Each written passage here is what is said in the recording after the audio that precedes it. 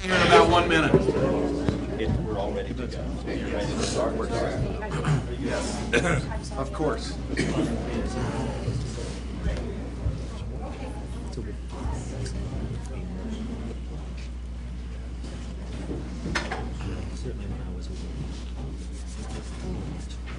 can use my slide if you need to. Call the meeting to order. This is the City Council meeting for the City of Woodland Park for today, June the 27th, 2013.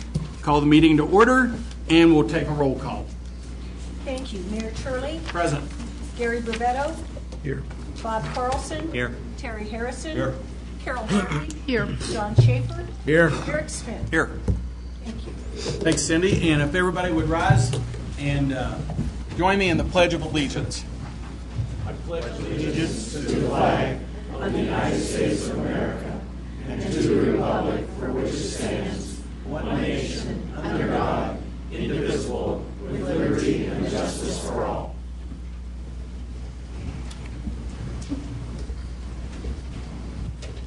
Well, I guess I'll start out at saying for our guests that are here tonight, we normally don't have this kind of food out here before a City Council meeting. So obviously, as you can see, this is a very special night for lots of reasons. We have quite a few things going on this evening, and one, in fact, is saying farewell to one of our City Council members that's been with us for a while. But for the first thing, we'll actually start with let's start with the presentation of the Girls of the West and the Pikes Peak Range Riders and Pikes Peak or Bust Rodeo Days. So turn the show over to you guys. Welcome. Good. Thank you. Okay. It's a pleasure to be here with you fine folks this evening. And we came up here, 5 of us. We went to overwhelm the city this evening. I'm Ted Severn, and I'm the president of the Pikes Peak Range Riders. And what I want to do is talk to you a little bit about the Pikes Peak Range Riders and how we fit into the rodeo. Ralph Braden will get up then next and talk about the rodeo.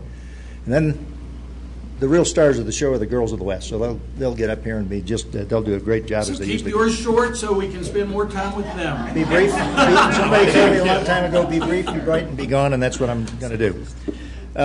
The Pikes Peak Range Riders started in about 1946. It was started by two great gentlemen, Everhart and Brookhart. They were cowboy businessmen, and they were heavily involved in the rodeo at that time. They were kind of coming out of the doldrums of World War II with regard to focus on rodeo, and they were trying to draw attention on the rodeo to get more people to attend. And so what they did was they talked about 35 of their good friends who were also ranchers and businessmen into riding around Pikes Peak from where the Broadmoor Hotel is right now. It took about 3 days. And the press followed them, and consequently the population at the rodeo blossomed tremendously. And, of course, we've been doing that since. And they formed formally in September of 1949. And this was to have been our 65th ride this year. And because of the Black Forest fire, we had about 35 of our guys directly involved and in the swath of the fire, and probably double that helping out evacuate animals and household goods and those kinds of things. So there was really only one decision this year, and that was to not do the ride and to help the community. But we did elect to continue to help the rodeo. That's our primary focus in life, is to support the rodeo. So we continued on with the pancake breakfast, and we raised about $6,000 for the fire, in addition to the military charities, which we collected probably about $8,000 for military charities that same day. And then when you look at the range rider involvement in the rodeo, of the 12 board members, 7 of them are range riders. In order to create money for the charity, the military charities, it takes a volunteer organization to do that. So you'll find range riders pulling gates, moving barrels, ushering people, and so on. So we're heavily involved, and that's our involvement and association with it. And I'll be followed by Ralph Braden. Thanks.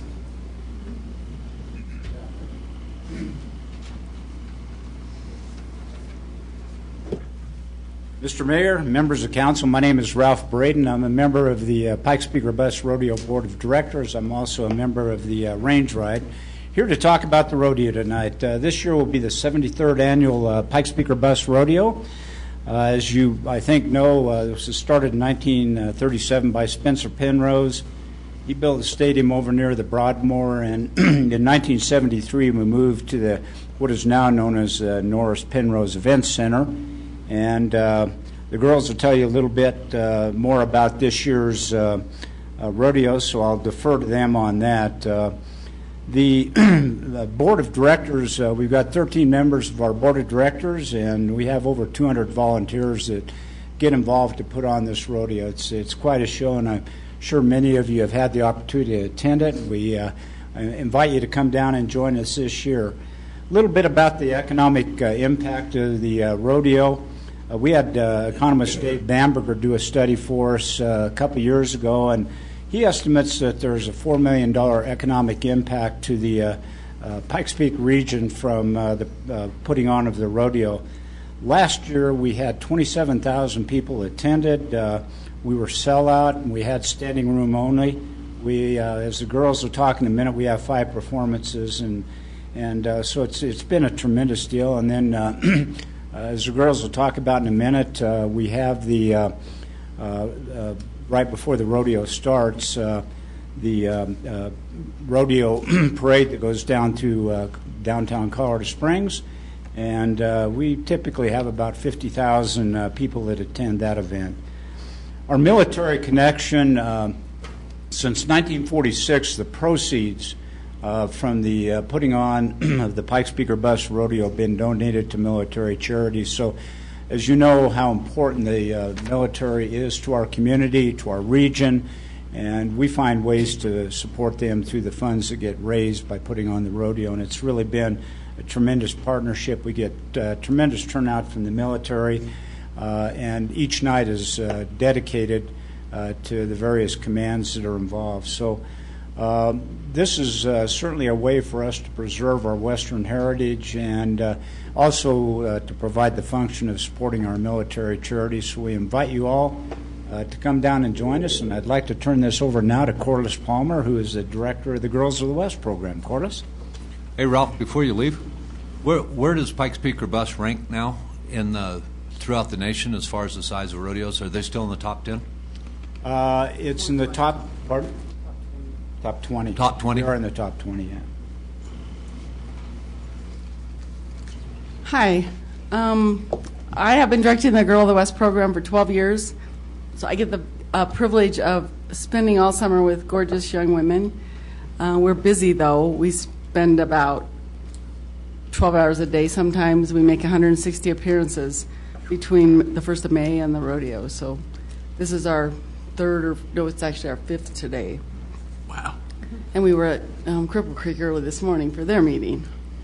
The girls, we have a lot of good publicity, advertising from Graham and Axio Design, but the girls are really the ambassadors for the rodeo. The Girl of the West program started in 1922. Back then they were chosen by just clapping or pennies in a jar. These girls go through a tough competition, which will actually be on Friday, July 12th during the rodeo. Not during the rodeo, but that day. And they are chosen on, they do a horsemanship pattern, a really tough interview with the 3 judges, and they can be asked on anything, military, rodeo, the current events, Colorado Springs. So, and then they have a speech they have to give in front of about 100 people. So it's a tough competition, and we will choose next year's aide at that competition, and it's a 2-year commitment for these girls. So Amanda is the Girl of the West. She was the aide last year. So they move up, and they spend 2 summers doing this. We're passionate about our mission because we have a big teamwork with the military. We actually go to all the military installations, and we're at Fort Carson almost every day. We have 1 or 2 events there. It adds up to about 40 or 50 for the summer. So we do a lot in our pink pickup. You might have noticed it. I don't know. You were probably all here before we drove up. But Perkins Motors furnishes us a pickup. And Canyon Signs, who's, you know him, he does a lot for the community. He wraps it in pink and puts all the rodeo signage on him. So he's a good friend of ours and does a great job for us. So anyway, with that, I will just turn it over to the girls. And Amanda Summers is the Girl of the West, and Kate Watson is the aide to Girl of the West. And you'll enjoy them much more than us. Welcome.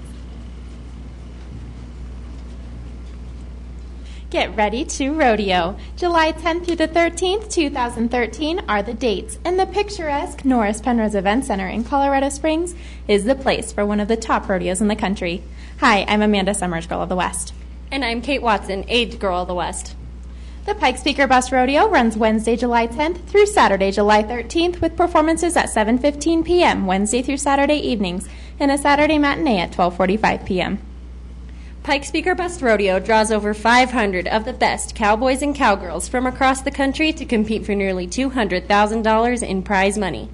This Wrangler $1 Million Tour Rodeo is one of the nation's premier competitions sanctioned by the Professional Rodeo Cowboys Association. Close to 30,000 fans of all ages come out to see all of the action-packed events with premium bucking stock from Harry Vold, 11-time PRCA Stock Contractor of the Year. The Pikes Peak Bus Rodeo has edge-of-your-seat action in every performance with saddle bronc riding, steer wrestling, tie-down roping, and bull riding, with bullfighters Corey Wall and Andy Burrell and rodeo clown Keith Isley. There will also be bareback riding, team roping, and women's barrel racing. Plus, everyone's favorites, mutton bustin' and wild cow milking. Yay. And that's not all. There's also Specialty Act Pro Tour FMX members DJ Humphreys and Brent Denton, who will bring high-flying motocross showmanship at the conclusion of every performance. This X Games style riding features some amazing stunts that will keep you on the edge of your seats. Get your tickets early for the Pikes Peak Bus Rodeo. Sellouts are expected. Plus, you save $3 on every ticket by purchasing your tickets in advance. Visit pikespeakerbus.org to get your tickets today. The Norris Penrose Event Center box office opens Monday through Friday from 10 a.m. to 7 p.m. Not everyone realizes that the Pikes Peak Bus Rodeo is more than rodeo action and excitement. The rodeo is a charitable organization dedicated to funding programs and services that benefit our local military and their families. Since 1946, the rodeo has been supporting military charities in the Pikes Peak region. At every performance, we honor our local military men and women in appreciation of service to our country. Thanks to longtime support from Fort Carson, the 53rd Annual Street Breakfast got the Colorado Springs area geared up for the rodeo season. Thanks to those who joined us for great pancakes and eggs cooked and served by our own Fort Carson soldiers. The annual Kitty Dress-Up Review will be this Saturday, June 29th at the Pro Rodeo Hall of Fame Gardens in conjunction with the special rodeo and other family events. Registration will begin at 10:30 a.m. with the contest at 11.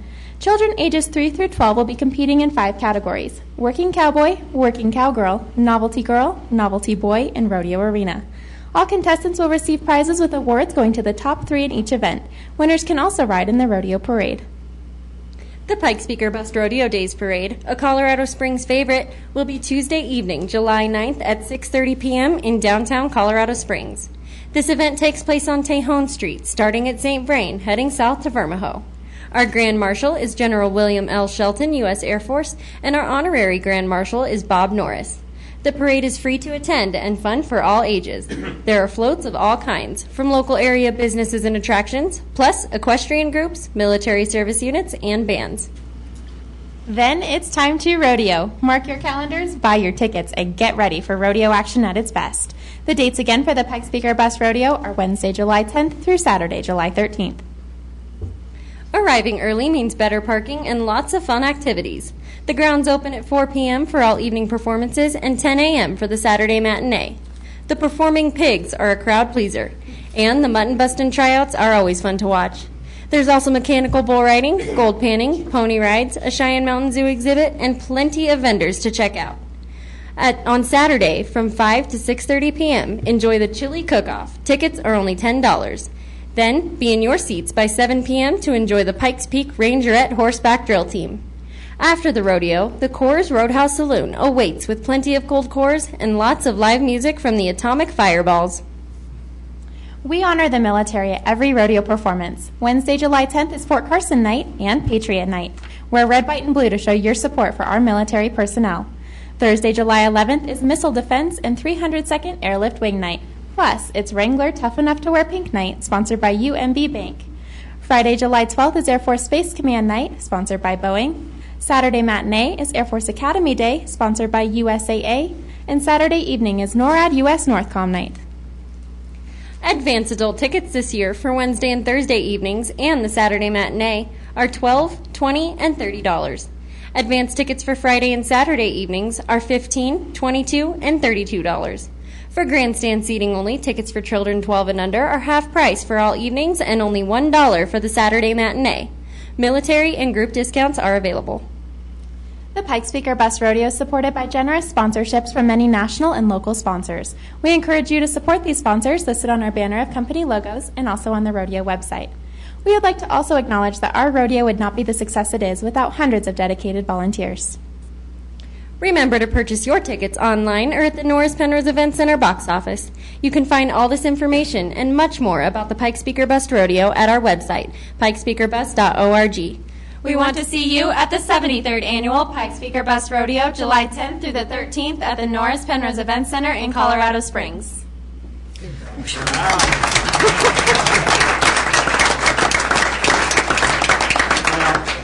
That's just great. I mean, we're really glad to have all of you up this evening and have you young ladies with us. And it is a great event. It's a great event for the entire community, the military community, and for Colorado Springs as a whole, and for all of us in the Pikes Peak region. And it's greatly appreciated. And being mayor here, as you were listing some of those things out, the pigs and all that stuff. So when you see Mayor Steve Bach down there, you're telling the mayor in Woodland Park want to know if he's going to ride any of those wild beasts. Okay? So you ask Steve, tell him Mayor Turley wanted to know if he's going to ride any of those. Just great having y'all up. Council, any comments, questions? No, thanks, girls. That was great. Thank you. Yeah, thank you for having us. We appreciate it. It happens. It happens every time. I mean, I think this is the 7th time that I've had the privilege of the ones of you in the past. Last year you couldn't make it. We had a little fire south of town here. But it's incredible to have you. And as Ralph said, we still rank in the top 20 in the nation. And I'm thinking there's something like 2,500 PRCA rodeos. And so to be in the top 20 and remain there, and had the privilege of one time of eating dirt in Penrose Stadium when I really thought I could ride against world champions. And the really incredible thing about the Pikes Peak Rodeo is that we will end up probably with 90 to 95% of the current world champions that are standing right now. So it is an awesome show to see, and you get to see the best of the best. And some fantastic girls that race barrels. So thank you very much for coming, and it's been my pleasure over the years to get to enjoy you guys. Well, thank you for having us. We really appreciate your time today. We also left some posters in the back of the room. If you all would like to hang those up in your businesses or around town, we would greatly appreciate it. And if you have any other questions or if you need some more brochures, please just let us know, okay? And as you can tell, Terry's our local cowboy. But really appreciate nice brochure and good information. So I appreciate you all coming up. And then I have little mementos for all of you. I'll start with.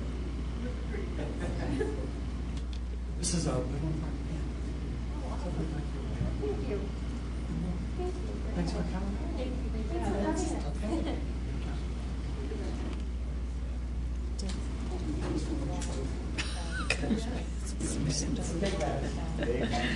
We used to win all the time. Buys gasoline for the show. You could tell from your enthusiasm you've done it. Hey, Many years ago. we already talked about that red car. I wanted to hear this video.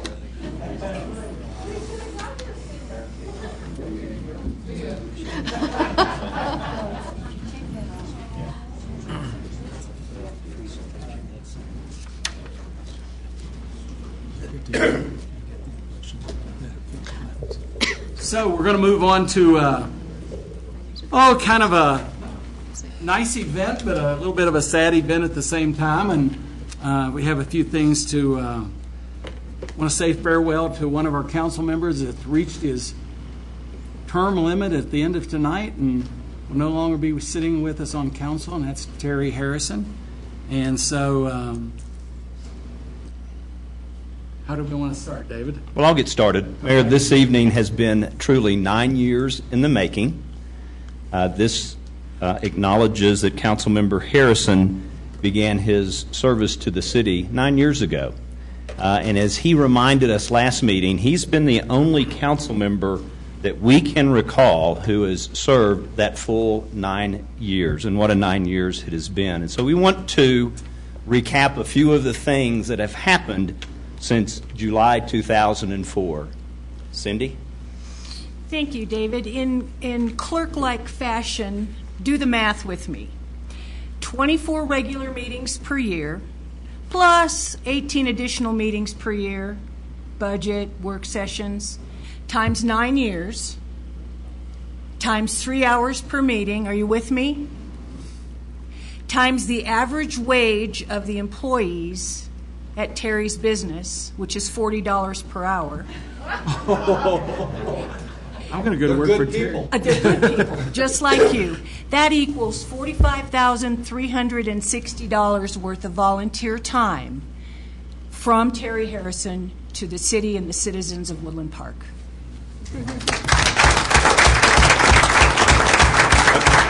Okay, folks, we've got 20 of these. If you clap after every one, it's going to be a long night. So Hold your applause. Unless it's the really good ones. And I would just add to that $45,360, worth $1 million in what he contributed to us. So, and Terry has been our council liaison to the Keep Woodland Park Beautiful Committee, which really, that volunteer group does so much in our community, and Terry's been a key part of that, and that's been really appreciated. And during Terry's tenure, we finished the U.S. Highway 24 improvements, and we started the State Highway 67 improvements. We also implemented the fleet modernization process, and we implemented the pavement management plan. And also during this tenure, we brought Walmart to town, which was a very controversial issue at the time. I think it's worked out very good for a community, but Walmart was one of the issues that Terry had to deal with. One of the other things that Terry has is vision, and he supported the Fountain Creek drainage improvements that we established and continues to support the drainage improvements that are coming. And Meadowwood Sports Complex was brought to us during that time, including the artificial turf soccer fields, and just a beautiful facility. And Crestwood Neighborhood Park came to fruition during Terry's tenure. And you helped us through the recession. When many municipalities were suffering double-digit reductions in their sales tax, we had 3.9% reduction, and your assistance helped us negotiate those troubled times. Terry also supported fixing the hole. For those of you who don't know where the hole was, there are now 3 viable businesses located adjacent to the hole. And that's the Country Lodge, and then the 2 new businesses that were opened this year, which is O'Reilly's and the Family Dollar Store. And a year ago this day, we evacuated part of this city because of the Waldo Canyon fire, and you provided leadership during that process. You also were here as we brought Womack Ministries and Charis Bible College to fruition, managing water through the multiple droughts that we've had during your 9 years, Stone Ridge, Paradise of Colorado. Very instrumental in the Pikes Peak Regional Hospital Medical Center. And in 2005 was honored by the Greater Woodland Park Chamber of Commerce with their top award as Wagon Boss. And for that, we'll ask Debbie to say a few things. Being the head of our chamber. Welcome, Debbie. Thank you. You know, Terry, I started in November of 2005, and my first annual dinner was in March of 2006. My first Wagon Boss award that I had the pleasure to award was to Mr. Terry Harrison. And for those who don't understand the Wagon Boss Award, it's like the Citizen of the Year. And there are several Wagon Bosses sitting in the audience tonight and up on the podium as well.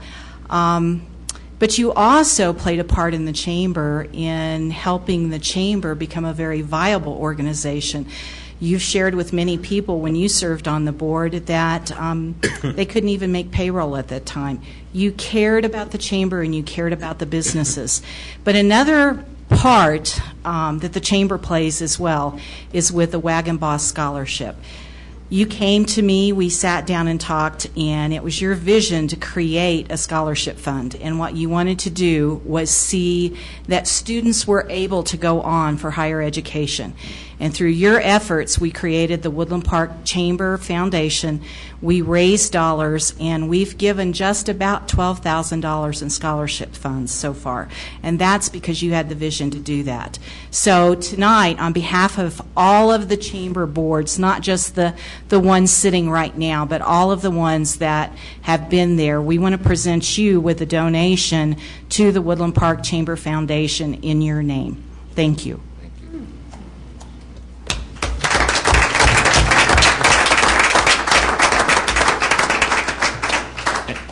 And moving on, Terry played a key role as we worked through the whole issue, 10, 12 years ago with the Saddle Club, the city, and the DDA partnership. Played a key role in all of that. And you heard this evening from the Range Riders and the Girls of the West about the Pikes Peak Rodeo, but you ain't seen riding until you see Terry Harrison ride a donkey in donkey basketball. And he and I were I almost said saddle mates, and that could be misconstrued. But he and I were the only 3-year veterans for donkey basketball, and I have to tell you that the first 2 years we came in 3rd place, but last year we were declared world champions in donkey basketball. And I'll miss you for a lot of things, Terry, but seeing you ride that donkey will be the thing I might just miss the most. And at this time, I'd like to just open it up. We'll have a chance for council to make comments, and then we'll turn to Terry. But would anybody in the audience, anybody here have anything that they'd like to say about Terry? Oh, we were gonna get you last, but I'll tell you what, we'll do it now since you're up. Okay, sorry. No, that's fine. I just wanted to give Terry a little certificate that says, I'm proud of you for your accomplishments. 9 years of serving our community. Sensational, excellent, perfect, wonderful, awesome, super duper. Terry Harrison, you are the man. I'm one lucky lady to have you as my husband. And this I really want to emphasize. You bring out the best in yourself by caring for others and our community. And you've done a wonderful job, and I love you very much.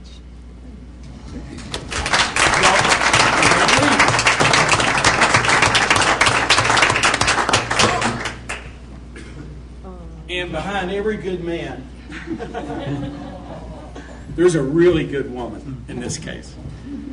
And the support that you've given to Terry and everything, we wanted to recognize that. So we have a little something for you. Perfect.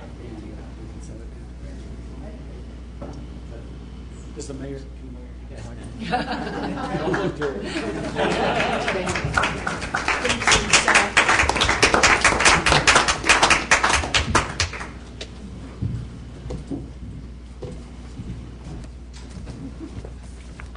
Thanks, Lisa. Anybody else in the audience? Yes, Norm, come forward. County Commissioner Norm Steen. Thank you, Mayor. Terry, I just want to say thank you for your leadership for Woodland Park. I've only been a commissioner for 4 months, but I know some of the hard issues you've taken on as a city councilman. And we appreciate the partnership that you have helped forward between the City of Woodland Park and Teller County government. So on behalf of Teller County government, we thank you so much for your service for 9 years to a wonderful city in Teller County. Thanks, Norm.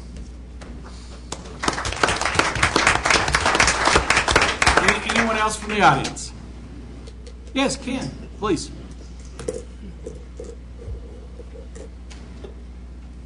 Well, I didn't prepare anything, but I couldn't let this go without saying something. I worked with Terry for many, many years through the Home Builders Association, through City Council, and our community. And you stand for what we need up here, working hard for our community. You do that. Thank you. Thanks, Ken. Anyone else? Council? Absolutely. Go. Somebody's going to start. I thought maybe we'd go this way. Terry, I have thoroughly enjoyed getting to know you and getting to serve on council with you. Thank you for all of your dedication to the city. We've had a lot of good discussions about items over the time, and there's no doubt that you will be missed. And I hope we'll see you around council meetings from time to time. Maybe your lovely wife won't like that so much. Oh, I'm sure you will. You'll make me mad, don't worry. We'll do so. Well, it looks like I'm good at that. But anyway, I'm going to miss you. I'll see you around town, and thank you for all that you do. Thank you, Eric. Well, Terry, I haven't known you a long time because I've been on city council, I guess, what, 6 months now or something? Or is time flying by fast? It's flying by. You've been here over a year. A year, really? Oh, yeah. I've been here a year, Terry. And so I've known you for a year, enjoyed tremendously working with you. I can only summarize perhaps one of, if not the most gracious person I've met. A real true gentleman's gentleman. And I really appreciate that. And I also appreciate the many cowboy stories you told here in City Council to break things up a little bit. A little historical, remembrance of the area is really great to have and get that perspective for those who have not had that perspective. So thank you for being who you are. Thank you. Okay. Being a math-oriented kind of person as an engineer, I was going through those numbers. But last week I attended the CML meeting, and one of the interesting little snippets that I learned was a lot of city council members actually do get paid. And so the next time you choose to run, maybe we'll I'm not going to introduce that motion, by the way. But anyway, I thought. But yeah, it's been great sitting next to you and sharing some thoughts occasionally while turning off the mics. And it's been great knowing you and working with you. And thank you for your service to the city. Thanks. I have to say that the first time I met Terry was in my shower. Kill the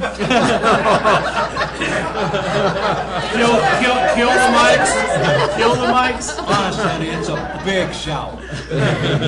We came to Woodland Park, my husband and I, in 2005 and built a house here, and Terry helped us construct just a lovely bathroom with some quality work that took a lot on the part of the guys that work for Terry to make it right, and Terry went out of his way to do that, which is really the cornerstone of how Terry operates. And in the discussions we had while we were building the house, I realized that Terry was serving on the city council then, and that was one of the first inklings I had that I wanted to get involved in this city. So Terry's dedication to the city cannot be measured, and I appreciate that you tried to put some numbers on it, but it is immeasurable. So before I cry, thanks so much. Thank you.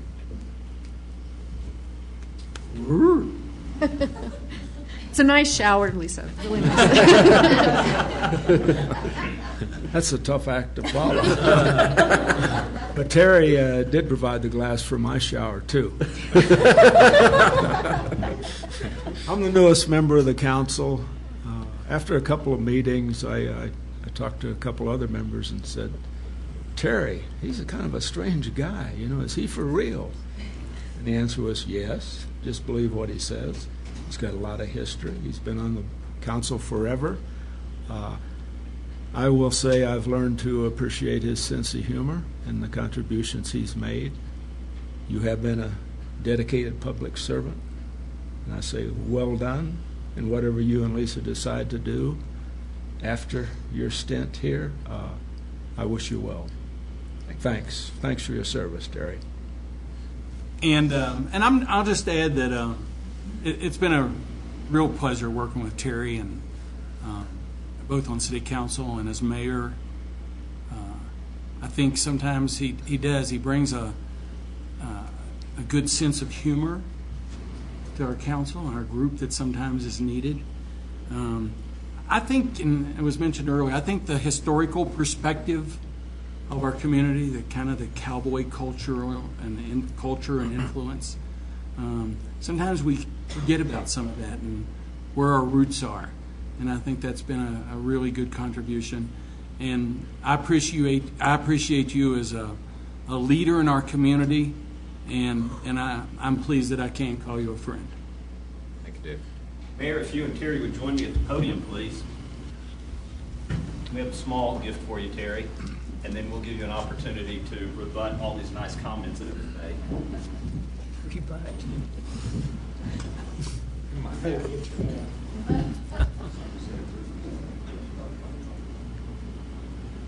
Tell us, that hat was the one you wore 9 years ago.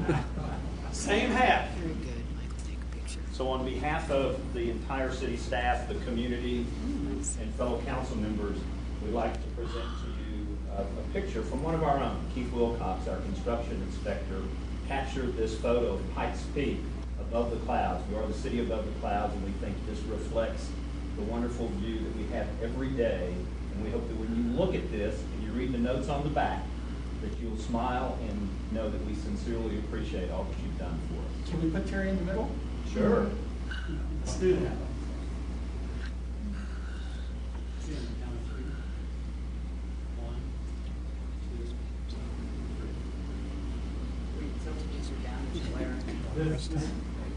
He has a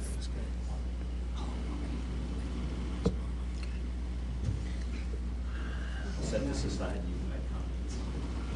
Now it's your turn, bud. Wait a second.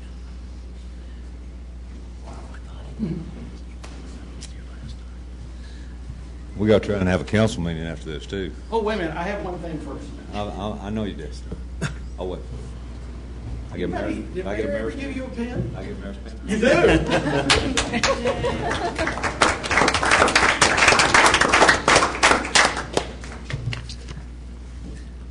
These are really. I probably got a half dozen of these in my desk drawer. There. Make me feel good. This is the first one the mayor ever gave me. Oh. That's and Keith's a good friend of mine, and I get to look at that through my office window every day. I get to look out there. Well, I've had a good run in 9 years. I've been very, very lucky. This is the third council I've served with, third mayor, and they've all been very different and all been very special. There's been some tough decisions that had to be made in those 9 years, and I do have to defend myself. Cindy was the one that brought up the fact that I was the first person that had served for 9 years since she had been here. And my question to her was, you mean I'm the first person that could put up with you that long?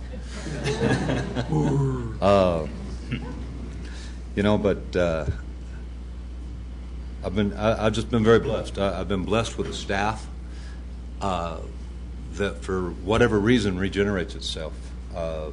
Bill isn't here tonight, but when Bill came on, he had to fill David's shoes. And I can guarantee you that wasn't a tough job to do. And Kip coming on a couple of years ago to fill in Jim's shoes, that was a very tough job to do.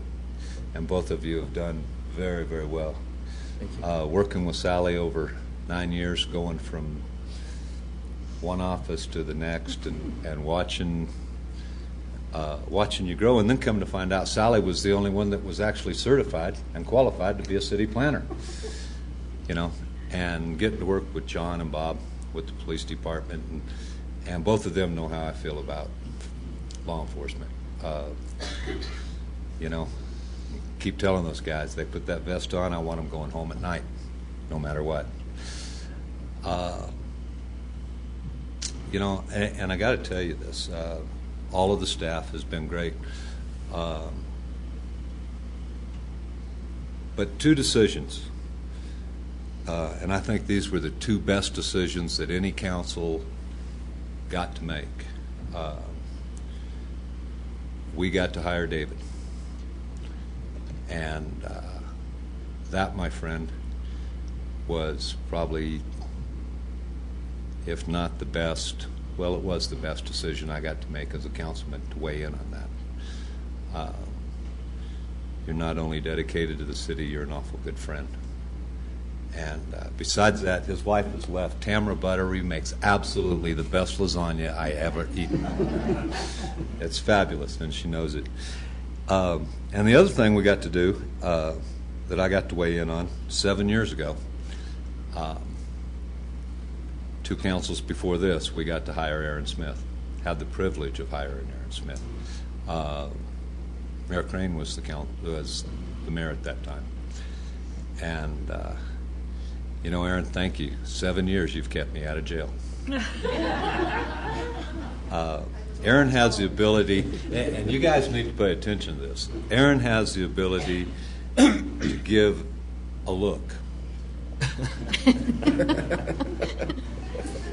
And she can tell, at least with me, whatever you do, go ahead and say what you want to. Just do not say it the way you want to say it. And for that, I am so very, very grateful. Staff and our city attorney and all of the people. It's not just the ones we see here. We have a fabulous staff out in the field. I got to do a lot of great things and fun things, especially with Bruce Vanderpool, who's a very good friend, and got to work on the sports complex with him and do some fun things, just some fun things, just for the community and nothing else. And that's hard to beat in any town, I'm proud to be from Woodland Park, and I'm very blessed to have gotten to work with all of you. It's my pleasure. But the one person that I got to tell you that deserves the most credit, and I love giving, as David will tell you, I'll give credit where credit's due. I'll take it if nobody else will, but I have to give 9 years of credit to my wife, because without my wife putting up with me for those 9 years, and you'll find as being an elected official, it's not you that gets elected; it's your entire family. As Eric's found out, he's got children, and I know Carol's husband pretty well, Gary, and it's the family that gets elected. But and you got to have that support. You got to have that support behind you. As Cindy told you, it takes up a lot of time. It really does. It may add up slowly, but it takes up some time. But without your family and the support of them, you're not going to make it. Unfortunately, after tonight, you guys are going to be stuck with a tough job. You have to appoint somebody to take my place. And I remember 9 years ago I had this out on. 9 years ago I stood at this podium and there was 3 people that had applied for this job. And I got the short straw and ended up with it. But it's really been very enlightening, very educational. I've learned a lot of stuff, especially from Aaron, learning how to keep my mouth shut. So keep in mind when you're appointing that person that you probably ought to really look deep. Hopefully we'll get somebody that applies. But I got look deep down, because that person's going to become an incumbent, And as I told them in the election 3 years ago, vote for somebody else, because I can only serve you for 3 years.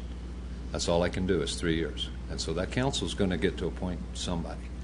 Appoint somebody that you really want to be in that position, because it's going to become an important position. As it was with me, I was appointed and went through 2 elections. Incumbency is tough to beat, so make sure that that person that gets to sit there is going to be as good for the city as all of you are. So, and with that, if I shut up, we can get on with this council meeting, and I can retire and go home. But again, and I would ask you to applaud the person that has made all this possible, and that's my wife, Lisa.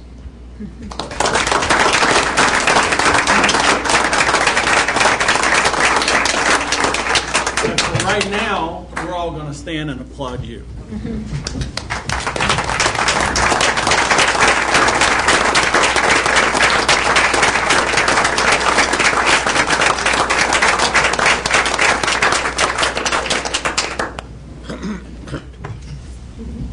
Thanks, Terry.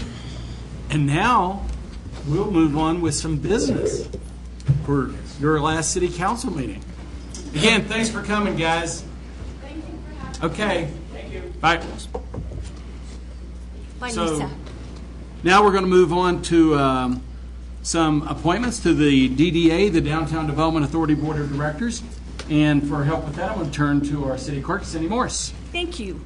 On June 30th, 3 terms on the Board of Directors for the Downtown Development Authority will expire. Your policy has been followed to advertise for the notice of open positions through the newspaper, the city's website, Facebook, and Channel 10. In addition, also pursuant to your policy, a letter is furnished to each of the incumbent members, and the incumbent members were Al Bourne, Tom Carrick, and Tanner Coy. 3 applications were received by the deadline on June 21st, and they are from the 3 incumbents, Al, Tom, and Tanner. Copies of their applications were included separately in your council packets. Your policy also requires that I report on the number of meetings that were held and the number that were attended. The DDA held a total of 20 meetings in the last 12 months. Al and Tom attended 18 meetings. Tanner was appointed to the DDA board on December 5th of last year, and since that time he has attended 8 of the 9 meetings held. All 3 applicants are here this evening to answer any questions that you may have, and Mayor Turley, I am prepared to administer the oath of office. Okay. Would any of the applicants wish to come forth and say anything? Okay. I think we all know you guys. Any questions for the applicants? Any comments from council? I'd make a motion to accept the 3 applications and for appointment. I have a motion and a second to accept the 3 applications for appointment to the DDA Board of Directors. Any other comments? I'll just add one at this point. I'm really glad to see all 3 of you reapplying, and I mean, we're all involved in a lot of things at town, and it's great to see the service that you have performed and will continue to perform. And with that, we'll take a vote. Thank you. Rivetto? Yes. Carlson? Yes. Harrison? Yes. Harvey? Yes, and thanks, Schaefer? guys. Yes. Smith? Yes. Turley? Yes. Thank you. Motion carries unanimously. You gentlemen would join me at the podium. And thanks.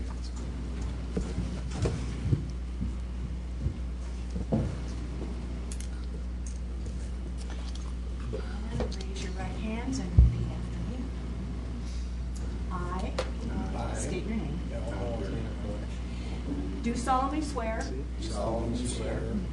that I will support the Constitution of the United States Support the Constitution of the United States and of the state of Colorado, and the state of Colorado, the charter and ordinances the charter and ordinances of the city of Woodland Park, of the city of Woodland Park, and that I will faithfully perform and I will faithfully perform the duties of the office the duties of the office of member of the DDA of member of the DDA Authority Board of Directors, Authority Board of Directors, upon which I'm about to enter upon which I'm about to enter.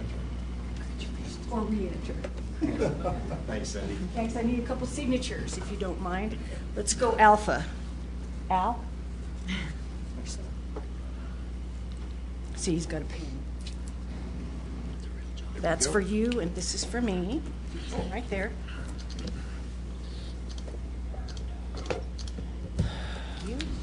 Thank you. Tom? Right here. I made for lefties here. Yeah, don't push any buttons.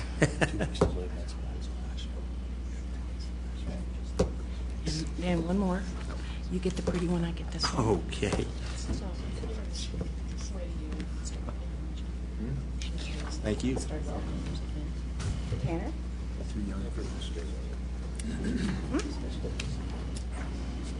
And while Tanner is signing his name, I'll just go ahead and make one other comment that just like Terry's service and the big salary that he got paid, these jobs pay that same big salary. Oh, thank you for your volunteer work. And that is appreciated. Mr. Mayor, I just have, this is too good of an opportunity to pass up here since this is sunshine evening, Terry's retirement. But I do have to say that my daughter Allie, who was married here in town last month, we brought in about 100 people, 50 stayed here in town.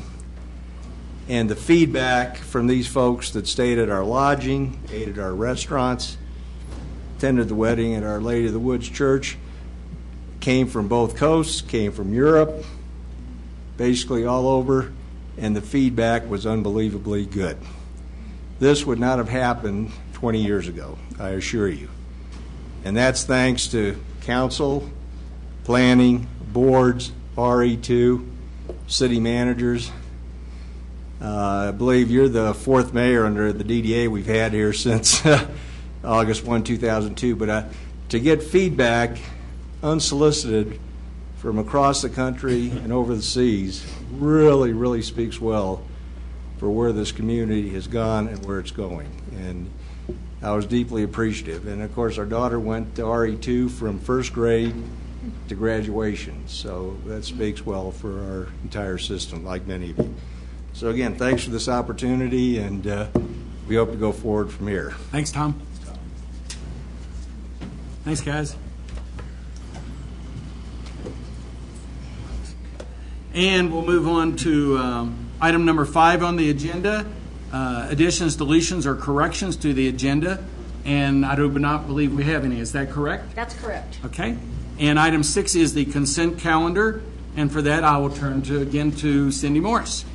Thank you, Mayor Turley. We have 3 items. That's your consideration of the approval of the minutes of the June 6th meeting, the May statement of expenditures for the city, and then approve the application for renewal of the tavern liquor license held at the Ute Pass Cultural Center. What questions may we answer? Any questions, comments from council? Hearing none, I'll accept a motion. Motion approved. Second. Have a motion and a second to approve the consent calendar as presented. Any additional comments? Hearing none, we'll take a vote. Thank you. Carlson? Yes. Harrison? Yes. Harvey? Yes. Schaefer? Yes. Smith? Yes. Turley? Yes. Rovetto? Yes. Thank you. Motion carries unanimously. And we have no unfinished business. Move on to item 8, which is ordinances on initial posting. We have 2 for tonight. The first is ordinance number 1190.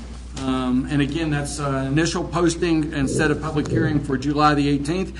And for that, I'm going to turn to Lisa Parnell in our planning department. Thank you, Mayor. Tonight's request is for Our Lady of the Woods, located currently at 116 Southwest Street. And Reverend Dr. Timothy Corbley is the applicant, and he's requesting a conditional use permit with site plan review approval to use a new sanctuary that's being constructed, 7,842 square foot constructed sanctuary for use of worship. And in the Central Business District, a conditional use permit has to take place for him to use that as a place of worship. And Planning Commission heard this on June 13th, 2013. They did approve it 5-0 for recommending approval to City Council. And if there's any details or questions that I can answer, I'm ready and willing to do that. Tonight, we're just asking for approval of initial posting of Ordinance 1190 and setting the public hearing date for July 18th, 2013. Any questions? So that's the plan. Any questions for Lisa on the initial posting? Yes, Carol. What will be done with the current sanctuary? It'll still remain in use. They're going to use the current sanctuary for classrooms, and the administrative building will still remain in use as well, because there's 2 buildings on. Okay. Any other comments or questions? I'll entertain a motion at this time. So move. Second. Have a motion and a second to approve ordinance number 1190 on initial posting and to set the public hearing for this on July the 18th, 2013. Take a vote. Thank you. Harrison? Yes. Harvey? Yes. Schaefer? Yes. Smith? Yes. Turley? Yes. Brevetto? Yes. Carlson? Yes. Thank you. Motion carries unanimously. Thanks, Lisa. And we have one other ordinance on initial posting. It's approved ordinance number 1191, and set the public hearing for that also for July the 18th. And for that, I'm turning to our planning director, Sally Riley. Thank you, Mayor Turley.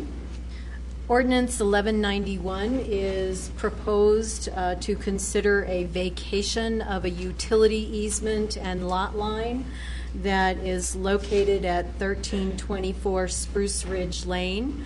The Carters, who own the adjacent vacant lot, would like to combine their home with the vacant lot. And in order to vacate an easement, it is the city council that must approve the ordinance vacating that public easement. So with that, we request that you approve ordinance number 1191 on initial posting and set the public hearing for July 18th. Move to approve. Oh. Okay. Move to approve. Okay. I'll second that because I won't be here to argue it anyway. And I have a motion and a second. Any questions or comments from council? Hearing none, we'll take a vote. Thank you. Harvey? Yes. Schaefer? Yes. Smith? Yes. Turley? Yes. Brevetto? Yes. Carlson? Yes. Harrison? Yes. Thank you. Motion carries unanimously. And moving on to item number 9, public hearings, and a couple of things I just want to go ahead and read before we start the public hearing process, just as a reminder to everyone and council. Council members use electronic devices. In this case, most of us are using iPads to access materials relevant to the public hearing before us. Be assured that it is the common practice of this city council that these devices are not being used for texting, emailing, or other communications during the public hearings. And what that means is we're all working with the same information during the city council meeting, and that we're receiving no inputs from anyone during the public hearings and those items. And that being said, we'll move on to item A, which is to approve. Well, I'm just going to go ahead and turn it over to Cindy and let you do it. Okay. I don't need to repeat or say what you're going to end up telling us. Thank you. We've got 3 liquor special event issues to talk about. I'll talk first about the request from the Woodland Park Arts Alliance for 4 special event permits. You'll recall that nonprofit qualifying organizations may apply for up to 10 per year.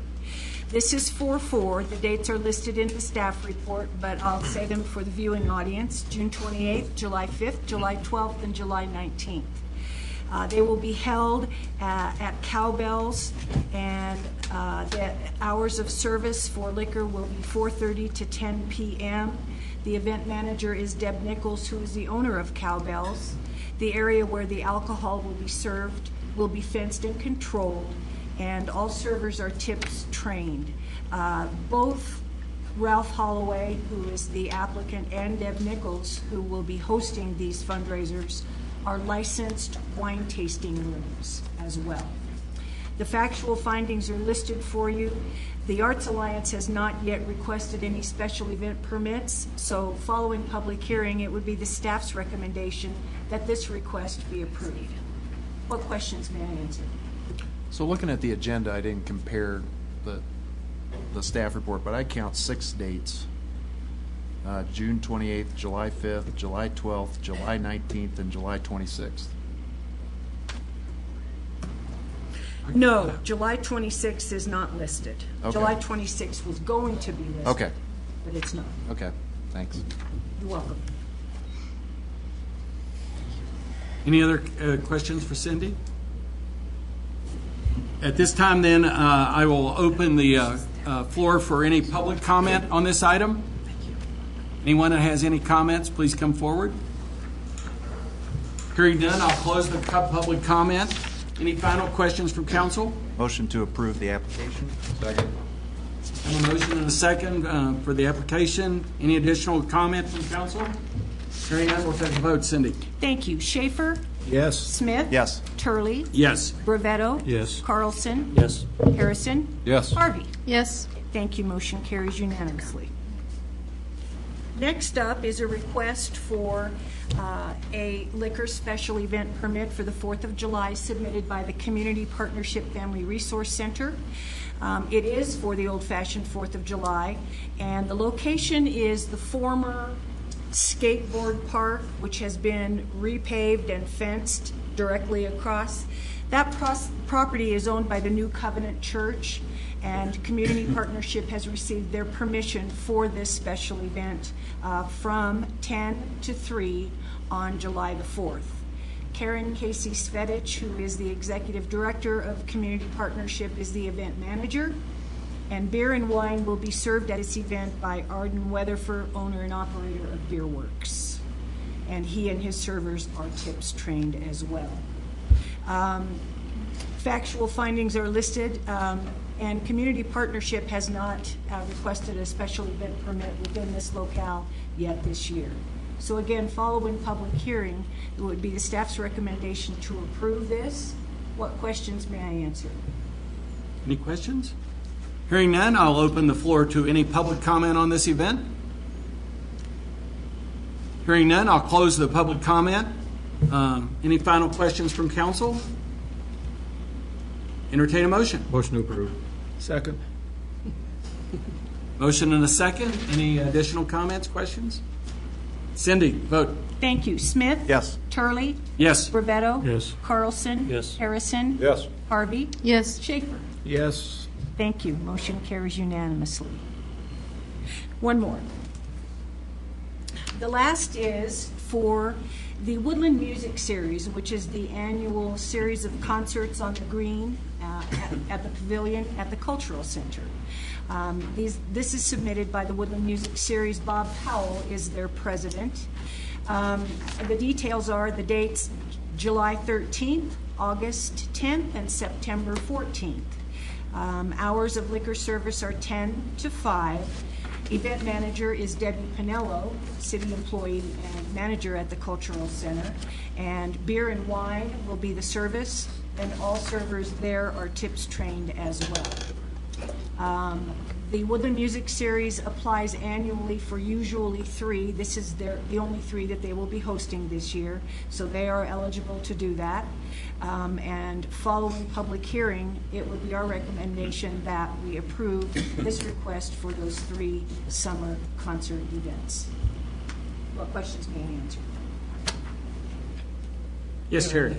Maybe it's not as much a question but a comment. Cindy, and to my knowledge, and maybe John can help us, we have never had one incident of any type at any of these functions or others that we've given special event permits to my knowledge, have we?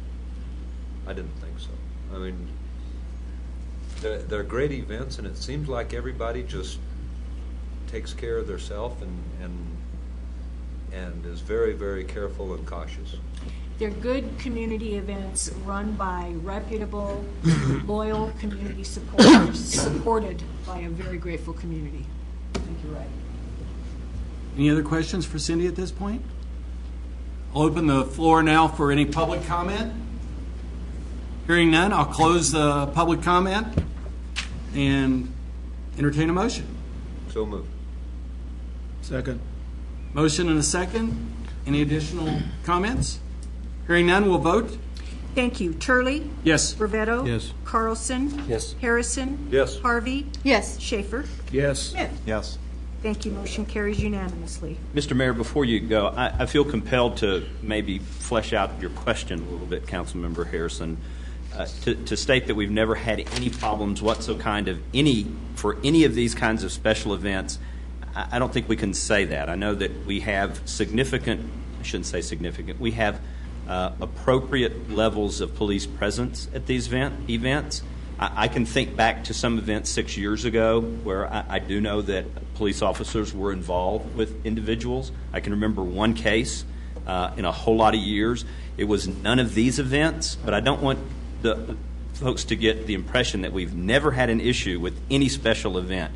That's not been the case. There have been a few, But I would say that they are at a minimum, because we do have tips-trained people. We have officers patrolling. We have people that are watching that are trying to prevent problems. Thank you, Dave. Yes, Eric. I guess I just have a procedural question. Does this have to go on to a public hearing, or is this something that we could work into a consent calendar item? I know that we reapprove licenses all the time through consent calendars, and I think we have to go through a public hearing process for new licenses, but could we maybe call out, or would that be possible on these special event licenses so that we can put them on the consent calendar and kind of streamline things? I don't think we can either, but let us check. Okay. It's a good question. And I'm just I was thinking about this even before Eric's comment, but, one of the things is it seems so, formatted and that we, it's kind of just a process we go through. But what on all of these kind of things, what it does, if there's these we all kind of recognize, but all at once when the one pops up that's the issue, and that's what, that's the reason we need to review them all. And I'm going to say, and I haven't said this for a while, these go smoothly because of the work that's done in advance by the staff and by folks like Cindy Morris and Suzanne LeClaire, because they know their jobs and do it so well. These seem very straightforward. If these weren't being done properly and you had issues, it would be a whole different story. And so I just like to take that opportunity to thank the staff for the fine job that they do. I mean, most people don't see the work that goes into it, and it's important that we not take that for granted just because it's being done well and properly. So that being said, let's move on to. Can I make a comment too? Yes, absolutely. Yeah. I also might note that they stopped serving liquor at 3 o'clock in the afternoon or 5 o'clock in the afternoon, except with the cowbells, which will be 10 o'clock at night.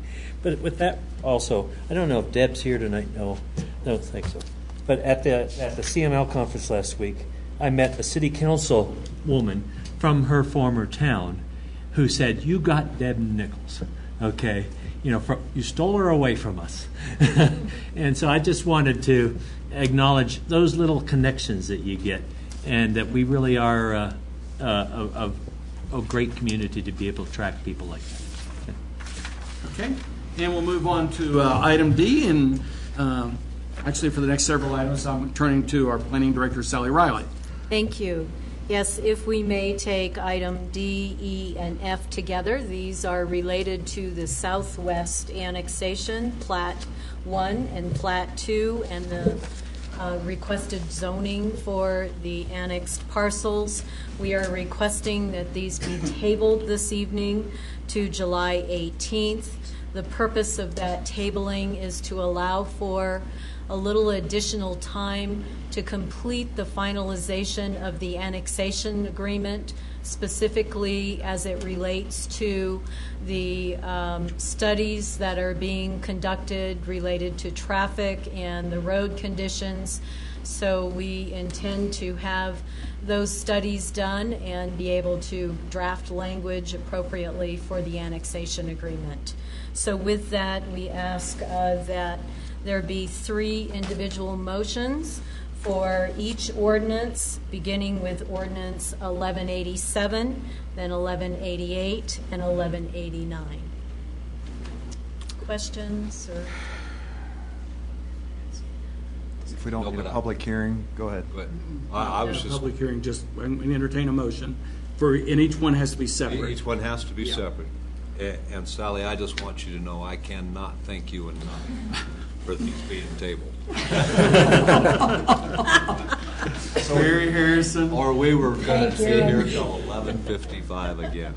So with that, I would make a motion that we table ordinance number 1187 to July 18th, 2013. Second. Have a motion, a second. Any discussion, comments from council? Hearing none, we'll take a vote. Thank you. Brevetto? Yes. Carlson? Yes. Harrison? Yes. Harvey? Yes. Schaefer? Yes. Smith? Yes. Turley. Yes. Thank you. Motion carries unanimously. I'll make a motion to table 1188 until July 18th, 2013. Second. Motion and a second. Any further discussion, comment? Hearing none, we'll take a vote. Thank you. Carlson? Yes. Harrison? Yes. Harvey? Yes. Schaefer? Yes. Smith? Yes. Turley? Yes. Ravetto? Yes. Thank you. Motion carries unanimously. Make the motion to table ordinance number 1189 until July 18th. Second. A motion and a second. Any further comments? Then we'll take a vote. Thank you. Harrison? Yes. Harvey? Yes. Schaefer? Yes. Smith? Yes. Turley? Yes. Ravetto? Yes. Carlson? Yes. Thank you. Motion carries unanimously. And moving on to item 10, some new business. The first 10A concerns a resolution number 759. And for that, we're going to turn to our utility director, Kip Wiley, and Mayor Pro Tem has a comment. Mr. Mayor, I'm going to recuse myself from this item. Okay. Thanks, Eric. Okay. Thank you, Mayor. Good evening, Council. I'm going to present Resolution 759. Resolution 759 is addressing multifamily commercial tap fees, and just kind of the bottom line up front. We're going to recommend a adjustment to decrease the tap fees for multifamily commercial taps. Quick overview. I'll go through tap definitions, describe the taps that we currently have, and then the Uniform Plumbing Code and how that applies to the taps. Tap fee calculations, because each tap is calculated differently, and then the analysis for the multifamily, the review we did to that, as well as the calculations, do a conclusion, and I'll answer any questions. First, tap definitions. We currently have 3 tap categories. They are the single-family residential tap, that's what we refer to as an SFR, a commercial tap, and a multifamily commercial tap. The Uniform Plumbing Code is what we use. It's established it was established to generate requirements and standards to protect the public health, and is a way that we account for water fixture units within those taps. The UPC is what we use to size taps accordingly. And just to give you an example, when I refer to a water fixture, that water fixture will have a value. So, for example, a 1 water closet or a toilet will have 2.5 water fixture unit. It's a value of 2.5 water fixture units. Multifamily, however, in the Uniform Plumbing Code is discounted when it's compared to single-family homes, and that's important to note because when you add up water fixture units, the same water fixture units in a apartment as the same water fixture units in a single-family home, the apartment will have a smaller water fixture unit value compared to the single-family home. And this next chart kind of gives a comparison. Question, Kip. What about a water fixture unit for a commercial? There's a breakdown for commercial category as well. And what is a WFU for a commercial activity? For a water closet? I don't remember right off the top of my head. It depends on what kind of use. If it's the Uniform Plumbing Code breaks it down into single-family homes, multifamily dwelling units, and commercial. But in commercial, there's 2 separate categories. There's a general use category and a heavy use category. So the Plumbing Code takes into account the volume of water in each of those fixtures. I couldn't tell you exactly what the count is for the commercial water closet, the value, but it would be more than a single-family home or a multifamily home, depending on the use, general or heavy. And heavy use would be a hotel, for instance? Yes, or an event center, things of that nature. Thanks. Are you saying that compared to single-family residence to a multi-unit one, that the single-family residence use more water than a multi-family one? Yes, sir. Are you saying that a laboratory sink in a single-family home uses more water than a laboratory sink that uses in a multifamily unit? Same sink. Well, this chart, if I can go into this chart, it'll show those comparisons, and I can explain that a little bit better in detail. This next chart is just a comparison of some of the water fixtures and how they compare. In the column where it's labeled individual dwelling, that's considered a single-family home. In the 3 or more dwelling units, that's an apartment complex. You can see the first item, laboratory or a sink. In a single-family home, there's 2 water fixture units associated, where in a multi-family home, it's only 1 water fixture unit. Well, how do you figure that? How about some multifamily units that have 2 bathrooms? Mayor, if I could suggest, he'll get to that explanation. Where the numbers come from? I'm just trying to figure it out. I understand. That's all I'm trying to do. And I'm a serial kind of thinker, Right. and I can't wait till half an hour later before I come up with this question. I see a figure there right now. I want to know what it means. Well, and I think... Okay, well, all right, that's fine, that's fine. Mayor, it'll be okay. Kip, Yeah. would you go ahead and answer that question then, And please? Kip, I would recommend that you actually tell, again, so that you understand, the source. I'm a little closer to it being on the Utilities Advisory, so that's the reason I'll kind of sit here and listen. But what's the source? Where do these figures come from? I'll kind of answer why it's a smaller value first. The Uniform Plumbing Code looks at fixtures combined in all uses. Even in Woodland Park, we do data collection on single-family homes and multifamily homes, and the history shows that multifamily homes use 20 to 25% less water.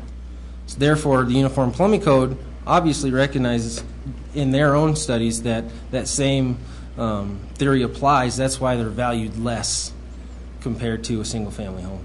Yes, sir.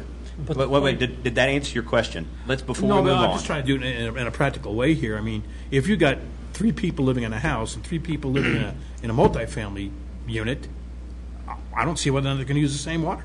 And we struggled with that initially as well. And we first went to the Uniform Plumbing Code, where nationally they recognize that apartments, for whatever reason, use less water than single-family homes, even if it's the same number of bedrooms, even if it's the same square footage. Amazing. So then what we did was we wanted to validate that here in Woodland Park. And we did. We have enough records over the last 25 to 30 years that showed that apartment units use 20 to 25% less, just like it does at the national level. I can't tell you why that's true, why the human component of that is true, but it was proven out in our confirmation of what the plumbing code establishes. So people in multifamily units use the bathroom less. I did not say that. What we know is that... if 3 people are living in a house, they flush the toilet. They're going to flush the toilet 3 times. They live in an apartment. They got 3 people in the apartment. They flush the toilet 3 times. I don't understand. I don't understand the socio-demographic reasons. It could be that those folks who live in apartments aren't in their house as much as those who are in single-family homes. Retirees are at home. Different family dynamics. What we know is just what the national standards are, and we validated that here locally. I'm not sure what else we need to do to have a convincing and compelling argument. I'll tell you, look at the clothes wash. I mean, the same thing is true for traffic. A single-family home generates 9.54 trips per day. An apartment, same size, same number of bedrooms, only generates 5.94. It's a national standard, and it's been proven out over the years. So that's the best I can do. Bob, did you have a question? He answered it. It's a national uniform well, code. It may be a national uniform code. Building code. We proved it locally. Uniform validated. Electric code. I don't see the physics behind it. And I want to come back to the validation process. We have so few multifamily units. How could we make that judgment, particularly since they're older buildings? How did we determine that they were using 20% less? We break down to usage per person in single-family homes and multifamily homes. In that, per person, the water number we use per household is 2.47 people per household. We use that in both multifamily and single-family. And yes, we have less multifamily homes, but when you compare water usage per person per day, as a whole, that's what it comes down to. Which match the national code. Yes. What the nationally they say. I won't argue with you that we have a small database of multifamily. We have those that are behind the old Paradise Lodge. We have those on Evergreen Heights. We have some on Lafayette. There may be more than what you know, but it still is a relatively small data set, sample. But it's still, with that, it's still validated. Had it been drastically different, we might have looked at something else, but it wasn't. Okay. So in the comparison chart, just wanted to point out water closets are obviously the same. However, a sink is one value less. A kitchen sink is a half a value less, and so forth. In regards to tap calculations, single-family taps are calculated different compared to commercial taps, compared to multifamily commercial taps. Single-family taps are collected. We add up all the water fixture units for that home, and as those fixtures, the total fixtures, they fall within the three-tiered structure, and tap fees are associated with each tier. So there's a different fee for each tier. And commercial, you add up the water fixture units, and you use the Uniform Plumbing Code to size that tap according to the water fixture units, and tap fees are based on the size of the tap. With multifamily commercial taps, you add up the water fixture units, and we have a price per fixture unit. Then when we get into the analysis that we did, we looked at it from two different ways. We looked at it from a residential unit category and a water consumption category. When I say the residential unit category, I mean what we did was we took the water fixture units, an average water fixture unit in the for a single family home, and we broke it down to how much it would cost per water fixture unit. Like I said before, there's a three-tier structure. They don't pay per water fixture unit. They pay within the range. With multifamily, they pay per water fixture unit. So we broke down the cost per water fixture unit for a single family home and compared that to the current cost of our price per water fixture unit for multifamily commercial. What we found was the price for a single family home water fixture unit was $480. Our current price for multifamily commercial taps is $608. What we were trying to do here is we were trying to create an even playing field for water fixture units as a whole across the board. So that's why we looked at it this way, making it a fair and equitable playing field. The second way we looked at it was the water consumption category. We looked at what a single-family home used and what a multifamily home used. Like I said before, a multifamily home uses 20 to 25% less water than a single-family home. Other background studies that we did, we looked at similar-sized communities and did research on their tap fees and structures, and larger-sized communities as well. What we found there were similar-sized communities used the same approach we have. They used a per unit or per water fixture unit. Larger-sized communities actually break it down into a commercial category. Instead of the way we do it, they break it down into commercial tap, which I explained how we calculated those before. And then I think what was interesting when we looked at our own multifamily commercial tap sales, the last time we had a commercial tap was in 2002. In 2000, the multifamily commercial tap was implemented with an ordinance. Before that, it was 12 years before we had sold a multifamily tap.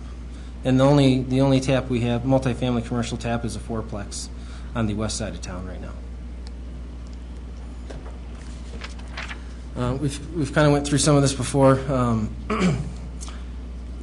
Calculations were for a single-family tap, we broke it down into price per water fixture.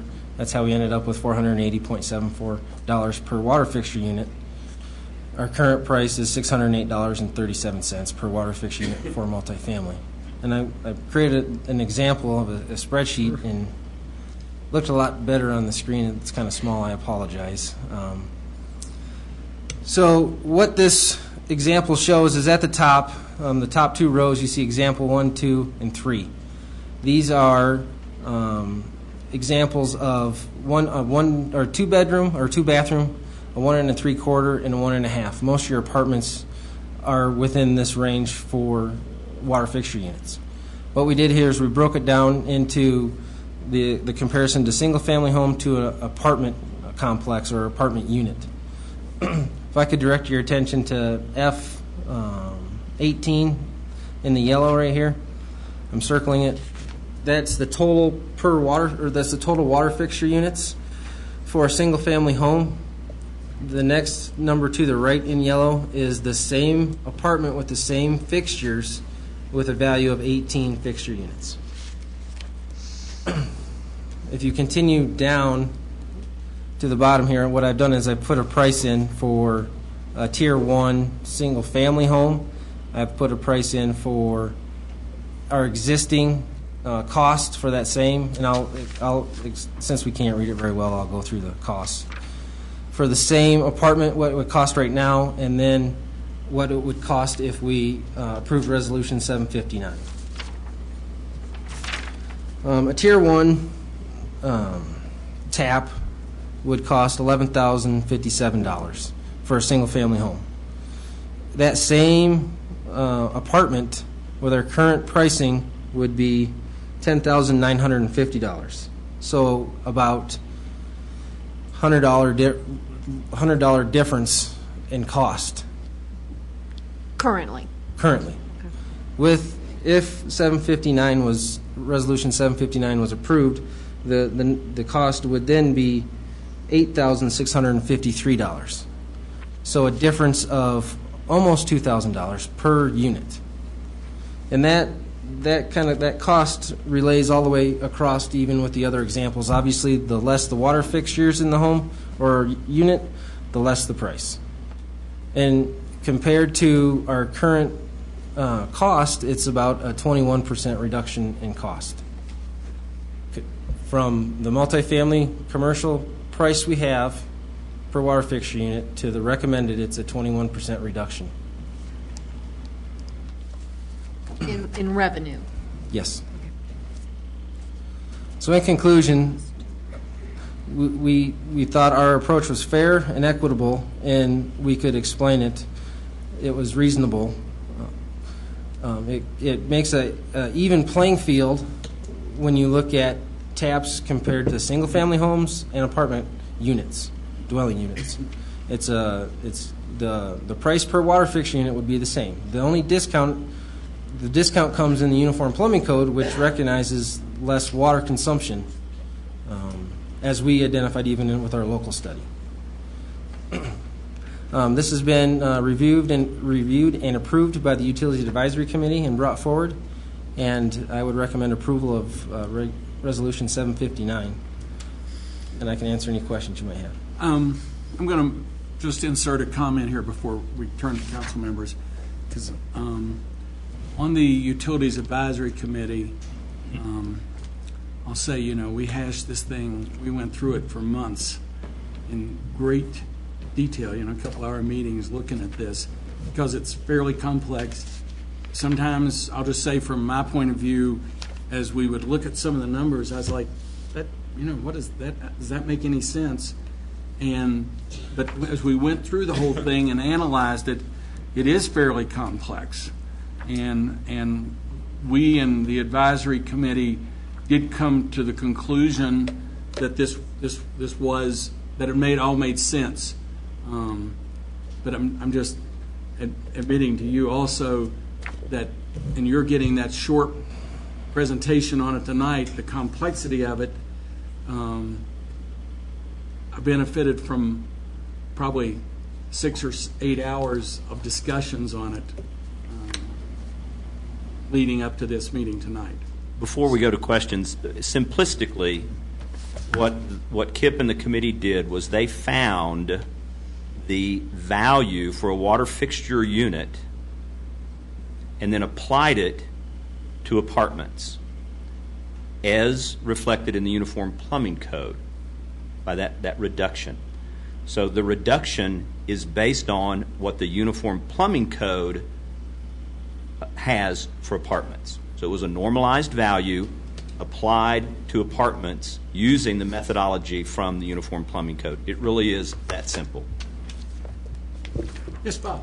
And as you were giving this presentation, all the depth you went into, I was just going to say, it's normal great work by the city, but then, of course, you had these guys going after you, too, asking questions. So, but still, it's great work, background and stuff for the city. I had one question, though. I mean, before you said it was an ordinance, and now this is a resolution. What's the difference there? The ordinance was done because we didn't have that tap category, and we raised tap fees by resolution. Oh, okay. Okay. Yes, John. So what was the catalyst for doing this analysis? We've never had a large-scale apartment complex be presented, and never really even thought about it when we believe when the initial ordinance went in. When you look at large-scale apartment complexes, it quadruples everything, and we just looked at it because of that large-scale potential project. Yeah, I think Carol. Yeah, I had a sigh. In knowing this is probably the catalyst is the new apartment complex that's being considered. We're looking at a 21% reduction in revenue if we adopt this resolution. What is that in dollars for the proposed apartment complex? I don't have the exact numbers in front of me as to what it would cost or what the loss of revenue would be. I was trying to create a fair approach to the analysis without having that being a factor. And I would just say from a utilities advisory committee, perspective, that the way I ended up kind of looking at it was not thinking about what it was going to cost us, but the fact that we were overcharging, in fact, the way it was set up. And that's the way I looked at it, that to make it, and everything we do, I kind of look at it as what's fair and equitable. That's usually kind of a guideline that I try to use. And we talked a lot about that on the Utility Advisory Committee. But I looked at it that I thought we were actually overcharging. And I'll just go ahead and add in, too, that I think the committee was looking at it because of you do have something happening in town that's a larger unit, and so you start looking at those things. And of course, Eric recused himself tonight, but I just want to make a comment from a Utilities Advisory Committee point of view that whether it was Eric Smith or John Smith or Pete Jones or whoever that was bringing that to us and working that the process would be the same. David, who in fact did bring it to the Utilities Committee, Advisory Committee? I think that was actually brought by staff as you guys were working it, or not?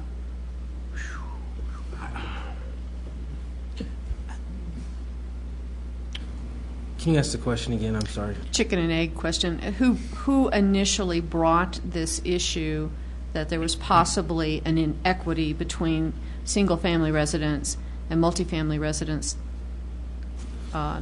to be considered or reviewed? At the tail end of the tiered tap structure, or the tiered tap fees, it was recognized that multifamily apartment dwelling units didn't have any benefit to be built, there was no difference really in tap fees. So why build large scale projects when it costs the same to build a single family home? Was identified, and was that by staff primarily? I think that was from the UAC. Might have been from the UAC. I didn't really remember how. I don't want to misspeak. I don't remember how we got there, but I mean, as we were going through all that, when we brought the previous tiered structure, and we remember the tiered structure we looked at, and as we were working all that, this was kind of lingering out there. Well, what if somebody brings a large, multifamily unit? And so I think we all kind of knew that it was lingering out there. One of the I'm sorry. Go ahead. One of the interesting things that Kip found as he was doing his analysis when comparing the old approach with the proposed approach was that up to about 8 apartment units, the system we have in place now was more beneficial. And so what that told me was that when the original fee structure was contemplated, they didn't think about very large apartment complexes. And so it crossed that line and suddenly became astronomical in cost. So I just don't think that it was ever thought about for these large facilities. But I don't know if it was brought to staff by the UAC, if it was at the tail end of the tiered tap structure, if Eric brought it to us. We also had another developer who was considering doing multi-unit apartments on the north end of town. And so that all those things were floating around in our head. So I'm not going to say that it was one person that said, please look at this. It was just a recognition that something seemed out of whack, much like our tiered tap structure for single-family residences. Did the individual who was going to do or plan to do a project on the north end of town, was this something that stopped that development or impacted their lack of initiative on that one? The current process for the tap fees? Correct. I'm going to turn to Sally. I don't remember what Merlin and Bob Young, why they decided to slow down the apartment. Theirs was more of a financing issue. Okay. But we hadn't gotten to the details to analyze the impacts of fees. Yeah. Yes, Bob. Thank you. That second bullet up there, all apartment are going to be treated the same. So in a sense, I was wondering why Eric had to recuse himself, because I'm aware of that project. It's going to be next to the community church, but it might be slowing down. Actually, the one I'm speaking of was not that one. It's one near the post office, the police station, over in that area. Okay, but by having this kind of encouragement, we have a terrible shortage of apartments in this town. And whatever we can do to encourage people financially to build more apartments, which this seems to do, I'm all for. And I'd just like to kind of follow on your statement, because I agree with that up to a point. But what I want to make sure that everybody knows, we're not doing anything to give any special considerations, because we're prohibited from doing that by the charter. What we're doing here is actually making it fair and equitable, and that the way I use the terms is we're not overcharging what everybody else is paying. Can I complete that statement? Sure. Is that we're not receiving less revenue as a result of this. What's happening is, unless we do this sort of thing, we're not going to build them in the first place, and we won't get any revenue. So that's my point of view, is that we're getting something rather than nothing. 90% of something is better than 100% of nothing. So thank you. Okay. Anyone else?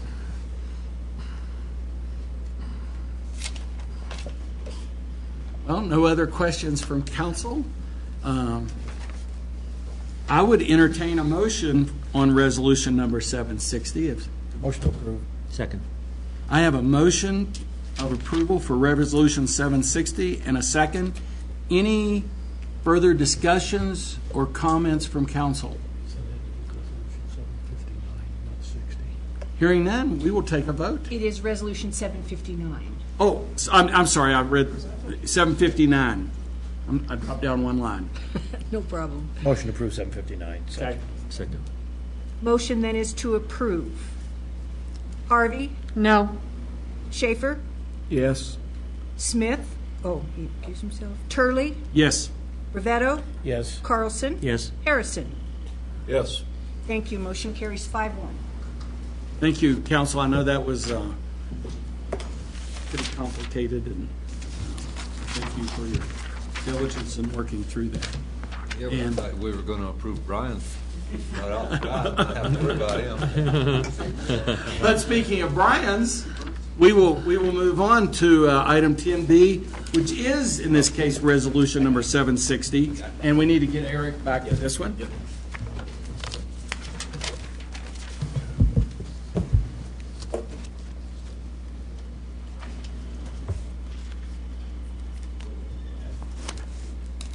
kill that screen, would you?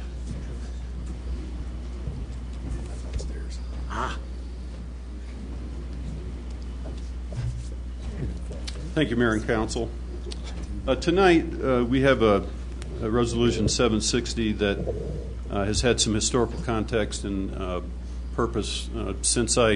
This was on my desk since I started last November 2012, so I've been anticipating this date and look forward to working with City Council in a work session to go through the historical context of the DDA as it relates to a general fund loan note from the City Council to the DDA in the amount of $1 million. And actually, this note originated in June of 2007, and since that time, there's been the historical path has been several resolutions, including 681, 691, 707, and 729, with interest rates varying from 4% to 1%. Council will recall in the discussion of the work session held recently that the purpose of the $1 million note was to carry forth the duties of the DDA during that time frame, and also to pay for design and construction documents related to Woodland Station. That note is obviously still intact and has accrued interest to date through June 27, 2013, in the amount of $1,184,167. In work sessions discussion with City Council and the DDA subsequent to our City Council work session, we've developed underwriting criteria that are outlined here currently within Resolution 760, and we're presenting those here for City Council for your consideration. And staff recommends approval of the loan extension with the following metrics considered. New base loan amount in the amount of $1,184,167, which would be considered the principal amount. Our city attorney, Aaron Smith, has drafted the resolution, and there's really three components to the resolution. The resolution itself, Exhibit A, which describes the Second Amendment to this resolution, again, given the historic context, and then 3, the amendment to the promissory note.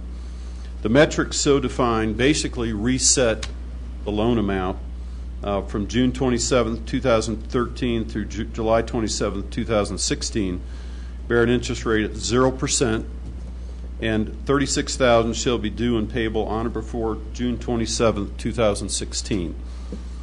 The intent beyond this, during this 3-year time frame, was to then really be able to evaluate the revenue stream of the DDA.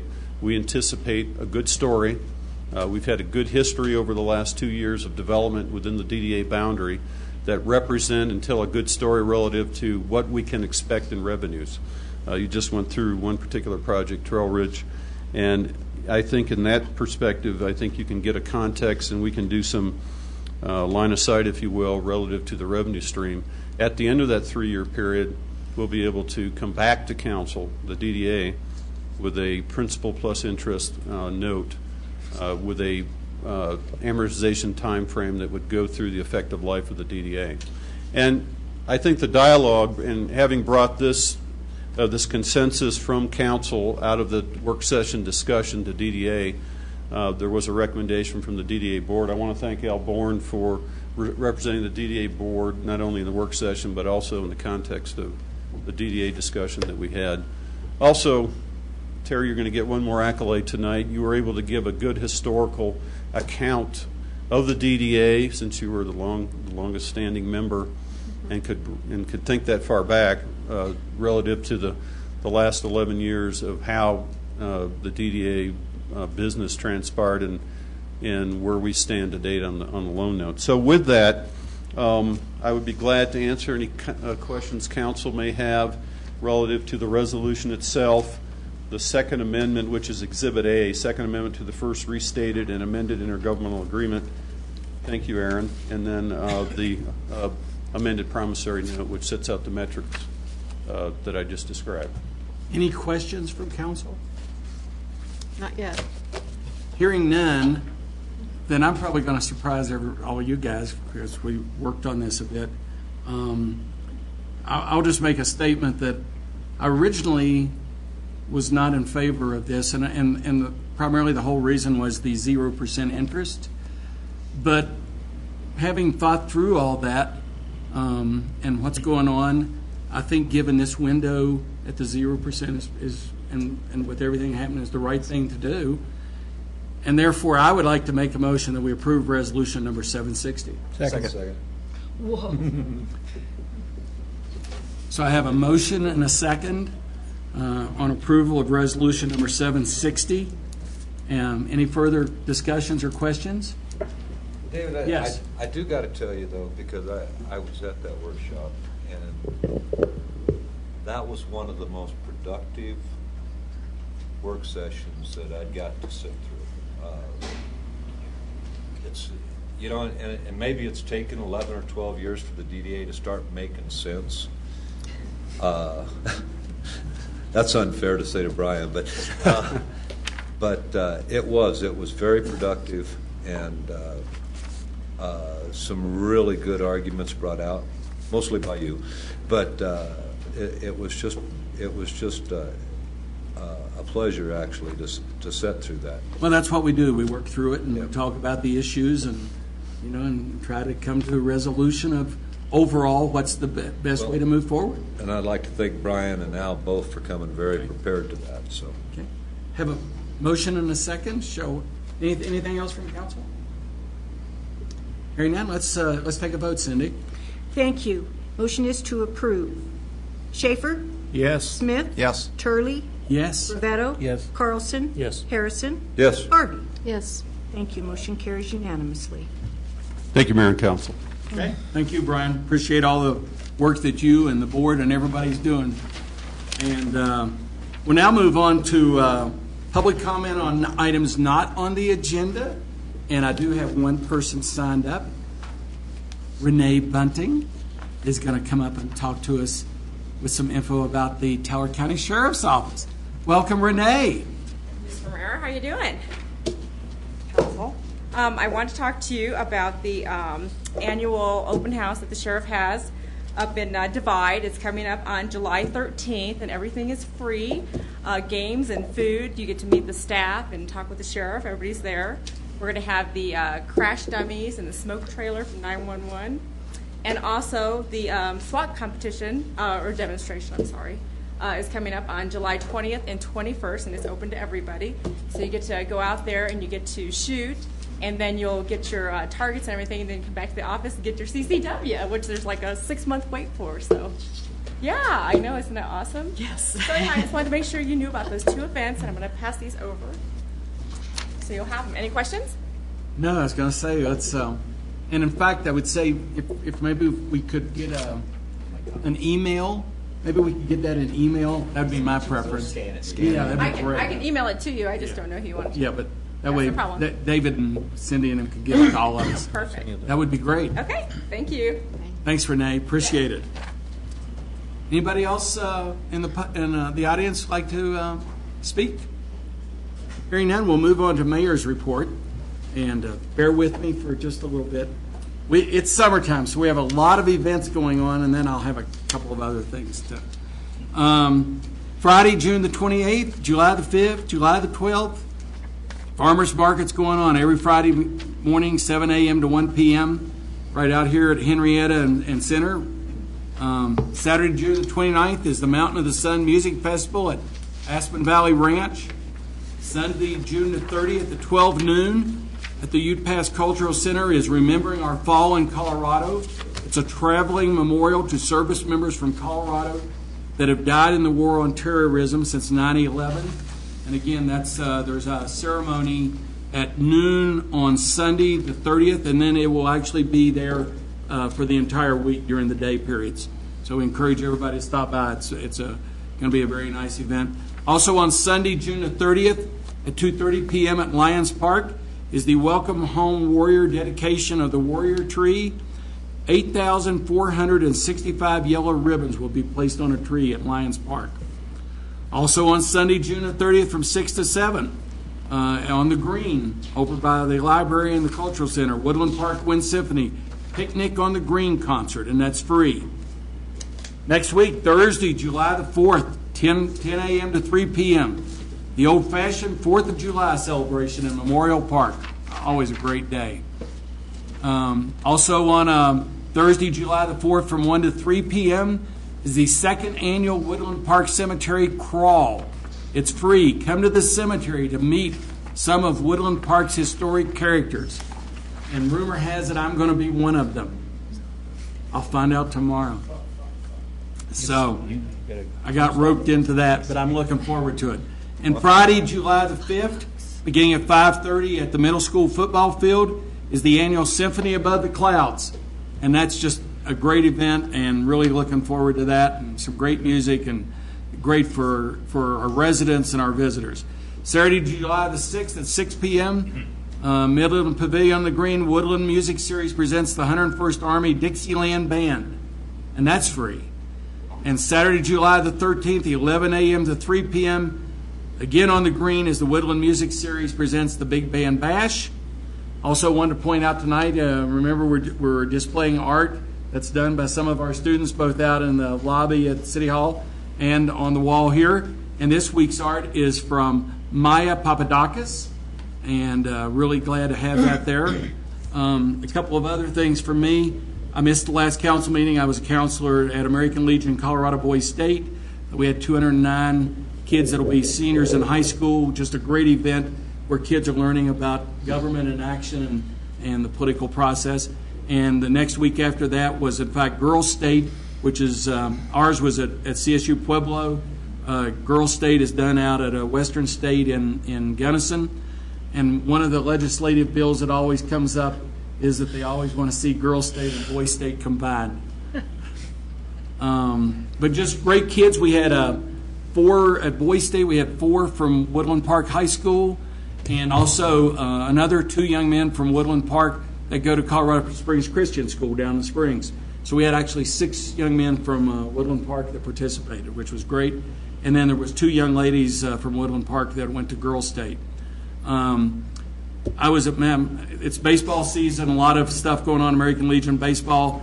I told David this afternoon I was at Meadowwood Park last night, and it was just amazing to me. I was out there for the baseball, but baseball going on at Panther Field. There was softball up at the ball fields up there. The tennis courts were all filled. It was a hopping place, and so that was exciting to see that. And then this weekend, starting out at Panther Field or Meadowwood, it's more than just Panther Field, is the Woodland Park Sports Foundation has a whole series of baseball tournaments going on over the next couple of weeks. So there will be a lot of activity in town pertaining to those. And then I do want to read something, and I got permission to do it. And David will know as soon as I started. It's Max Levy's article. But I think it's worth you hearing it. Max Levy's the son of Neil and Paula Levy. Max just graduated from high school at Woodland Park High School in May. And he wrote an article for the school newspaper. And I'd just like to read it into the record. It's so good. And I'll try not to cry. It's a hometown testimony by Max Levy. There's bound to be a handful of articles this time of the year that begin with the words, "As another school year comes to a close." It is true, yet another school year is coming to a close, but for me this year is different. This year is special in more ways than one. My class, students with whom I spend the majority of my school career, will be walking the graduation stage, receiving our diplomas, and moving on to the next chapter in our individual lives. Our paths, whether we want them or not, will begin to lead away from where they began, onto the rest of our journeys. As a class, we have mourned, endured, laughed, and experienced both success and failure on platforms from athletics to academics and beyond. As a school district, we have gone through more in the last 4 years than most school districts would care to go through in their entire history. As I look back on my years as a student in the Woodland Park School District, I can confidently say that I am not only proud of our schools, but also very proud of our community. I count myself blessed to have been a part of a nurturing, supportive, and cohesive community for 14 years of my life. I find that the more I reminisce, the more I realize that Woodland Park has made my life special. Our community has offered me more than I will ever be able to repay for as long as I've lived here, and is truly a unique place to live. I cannot begin to count the memories that simply would not be possible living anyplace else. Woodland Park has taught me important lessons and provided me with lasting relationships.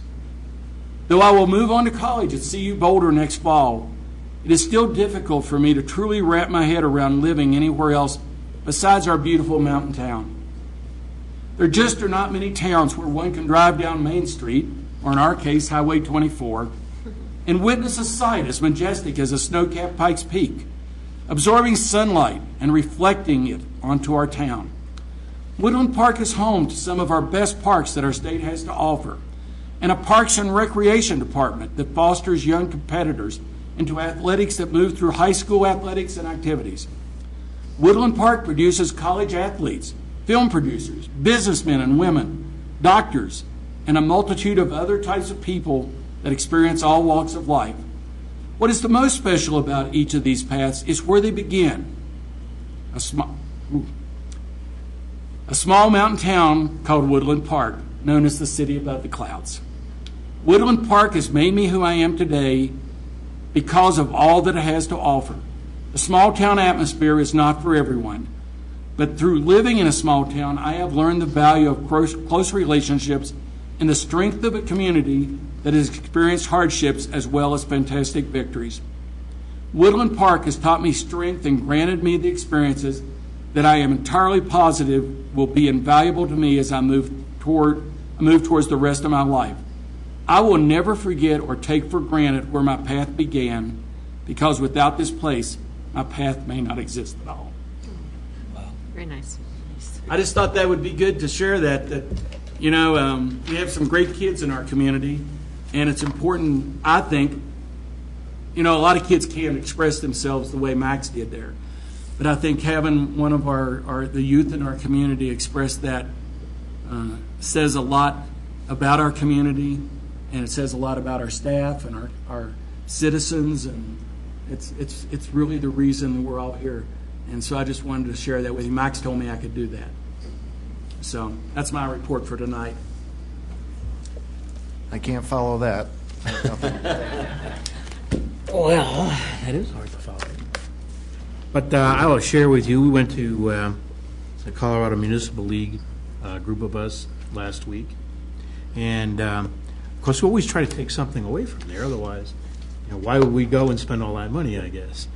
Well, I'll share with you a couple of things that I took away from there and some efforts that I'm trying to, start here at Woodland Park as a result of that. One of which I've been mentioning right along is the Main Street program. Of course, we had presentations at CML about the Main Street program, and it's a vital program. It's going to having a Main Street designation for Woodland Park, I think, will add a vitality to this community that that's needed, and it's an effort to coalesce the activities of hundreds of volunteers that we have here in Woodland Park and bring them under one umbrella and create a synergy, if you will. And I'll give you an example of some of that here in a minute. We're filing for being designated a Main Street program for Woodland Park, and Brian's, I think, just submitted the application, I think, is it this week? And that'll be a real big feather in our cap, because that will put Woodland Park, we got to tell our story to the state and to the nation. And by being designated a Main Street community, we will definitely have that national and state recognition, and which brings, possibilities of fundings to our area, which we wouldn't ordinarily have, to do some of the things that the Main Street program wants to do, and that's to vitalize the downtown. I don't want to say revitalize, I say vitalize the downtown area. And it's not for the intention of I'm a limited growth kind of individual, and so I'm not suggesting we do this to increase the population of Woodland Park, but I am saying that we do this because we want to create an environment for the people who already live here that would be, an incredibly enhanced environment to get people to come downtown and participate in the many things we do have right now, but in a more formal, structured way. We had our first meeting of a group last week, an organization group. The Main Street program is divided into 4 committees. One's an organizational committee, which basically gets some very, forward-thinking people in the town to put this organization together and to recruit and train people for the other committees I'm going to mention. The other committees is a promotion committee. This is a very important committee. That's the committee that tells the Woodland Park story to the rest of the world. It's a committee that coordinates all of the activities that we are already doing here in Woodland Park under one umbrella. We have a tremendous resource here in the creative, and I'll get into creative arts here in a minute too, creative arts community and outdoor community, and also the cowboy community, the rodeo, which I'd like to see brought back to Woodland Park. And maybe part of this Main Street program may have a capability of doing that. But that promotion committee will actually coordinate all of the events that occur here in Woodland Park. Some of the things I've seen in the past is that, we all are individually doing things, some great things, but if we could forge and coalesce our activities together as one unit, it forms a synergy which we can create a lot better things than we could ordinarily do as individuals. And that's the intent of doing all of this stuff under the Main Street program. So that's the promotion committee. And then we have, they call it a design committee. Main Street is designed to vitalize the downtown area with an historical perspective. We have a rich history here in Woodland Park, and that's why I'm suggesting bring the rodeo back again. It's part of our history. And we need to develop our structures here with that historical perspective in mind, and that's what the Main Street program does, and there's funding available for that too. So the design committee will do that and build buildings and stuff that fit that historical nature. And then we have the economic committee. These are people that in this committee will know all of the funding and grant opportunities that are available to us now that we would be a Main Street program. So to give you an example of something like this, how all these kind of intertwine and interwork with all these committees, and let's just say the Arts Alliance wants to promote an activity. Well, right now they're doing it all on their own.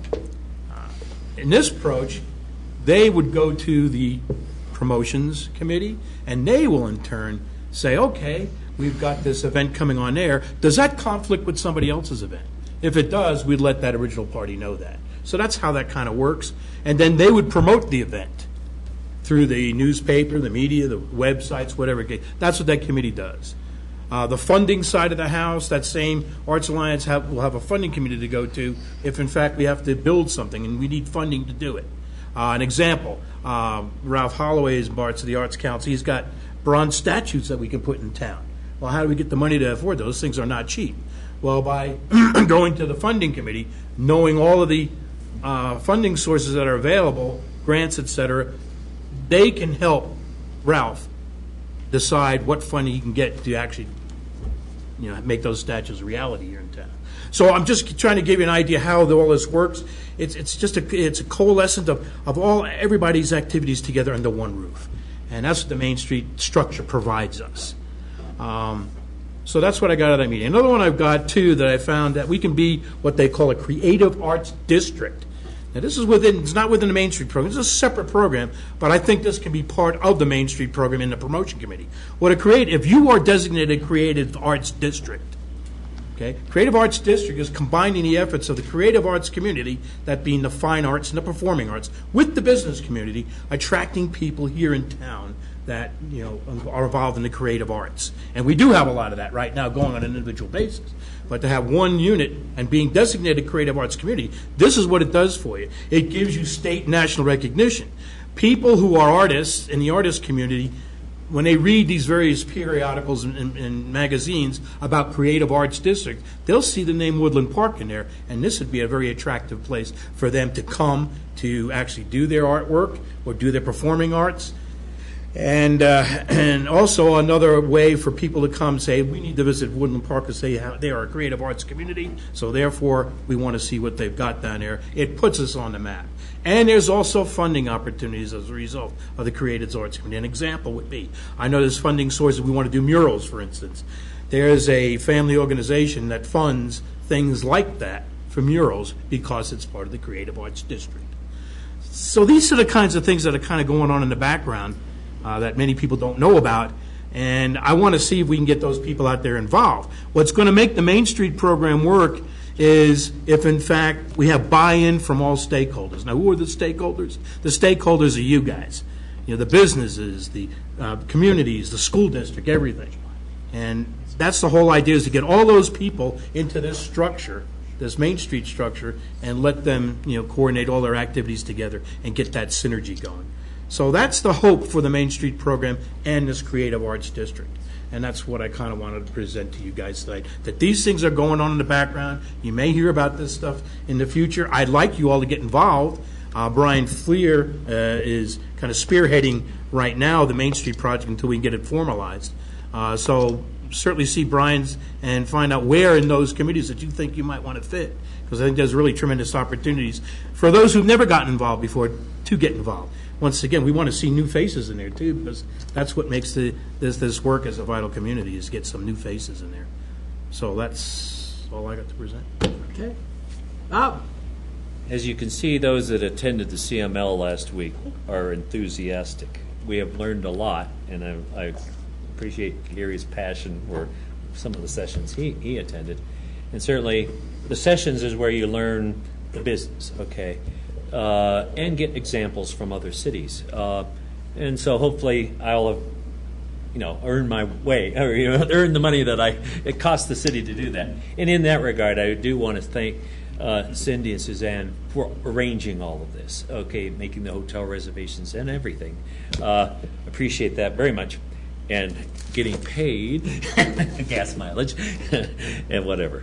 But no, and rather than going into what I learned, which hopefully will become apparent over the next year, I mean, you know, as I do a better job as a council member, I really wanted to focus on the networking and the contacts and finding out what other cities are having problems with, and whether it's the EPA raising standards, requiring them to have to rebuild water plants and triple the cost of the utility bills, or, you know, and then it's just kind of the weird connections too. I mean, I had a dinner with some others, and it turned out the guy who was sitting next to me came from the same town, Newcastle, Pennsylvania, as my wife. Okay, so it's those little connections too that are meaningful. So certainly I'm going to not try to miss a future conference. I had to miss last year because I had to give my daughter away. But, you know, this is really worthwhile to those that have not gone, okay? I mean, this is it. I mean, you got to do it. Okay, thank you very much. Yes. You can come back to me. One other thing I learned there, which is going to affect the vitality of this community, is broadband. I saw a chart. I wished I brought it with me tonight because it would amaze you guys. I saw a chart that they presented, this broadband group presented down there. It was incredible. What we're existing on now is snail's pace. This chart shows it. Snail's pace data transfer in Woodland Park. Really. We're living in the Stone Age here. And if we're going to attract high-tech companies to Woodland Park, we're going to have a wideband capability. And this chart shows, I'll show it next time when I'm at the council, because it is an amazing chart. We're over here on the chart in data transfer rate. If we get to the fiber optic trunk, which goes to Denver, we could be way over here. It's an exponential increase in capability. And we need to take advantage of that. And I've learned that there, and just seeing that chart made me say, man, we are really living in the Stone Age. And if we're going to attract, you know, high-tech companies and viable companies here, and the school district, this is for the school district as well as the library, we need to get on board. Okay. We're going to skip Terry and go to Carol. Anything? John? No. So from the council, and we'll turn to Terry for any last comment. No, I just want to say thank you. I really do. David, and would you reiterate that to all of the staff members? It's been a great 9 years. Aaron, thank you so much for the wonderful card, and it got matched. You know how much that means to me, and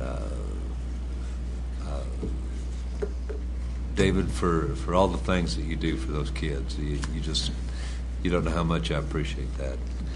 And to get him involved in government at Boise State, that's great. But I'm going to interrupt But you know why? When you see things like Max, I mean, it's not just me. It's what we all do, and the influence that you can have on these kids. You know, and when you were reading Max's letter, Lisa and I just celebrated 13 years of marriage. Our first anniversary, Max sat with us down at the Swiss. He was 5 years old and had dinner with us. And after 13 years, we're going to go back and have dinner with Max again. He's actually working at the Swiss most of the time. But you know, and that's one of the things that you always get to look back on. I mean, I didn't get to grow up in this community, but I got to grow older and watch a lot of kids grow up. And for that, I'm very, very grateful. And thank you again for a very incredible 9 years. So, very good. Aaron? Simply a thank you. It's been a privilege. Mine. I'm not in handcuffs. And I'm sure that was a look of admiration that I was sending your way. And David, for you and Thank you. We have one scheduled report and then a couple of impromptu ones. But before that, the spirit of Moses Baldwin reminded me that the cemetery crawl isn't free. It's actually $5, and it goes towards the Historical Society. So thank you. So, Brian. Thank you, David. Thank you, Mayor and Council. Just a quick update on DDA and economic development activity.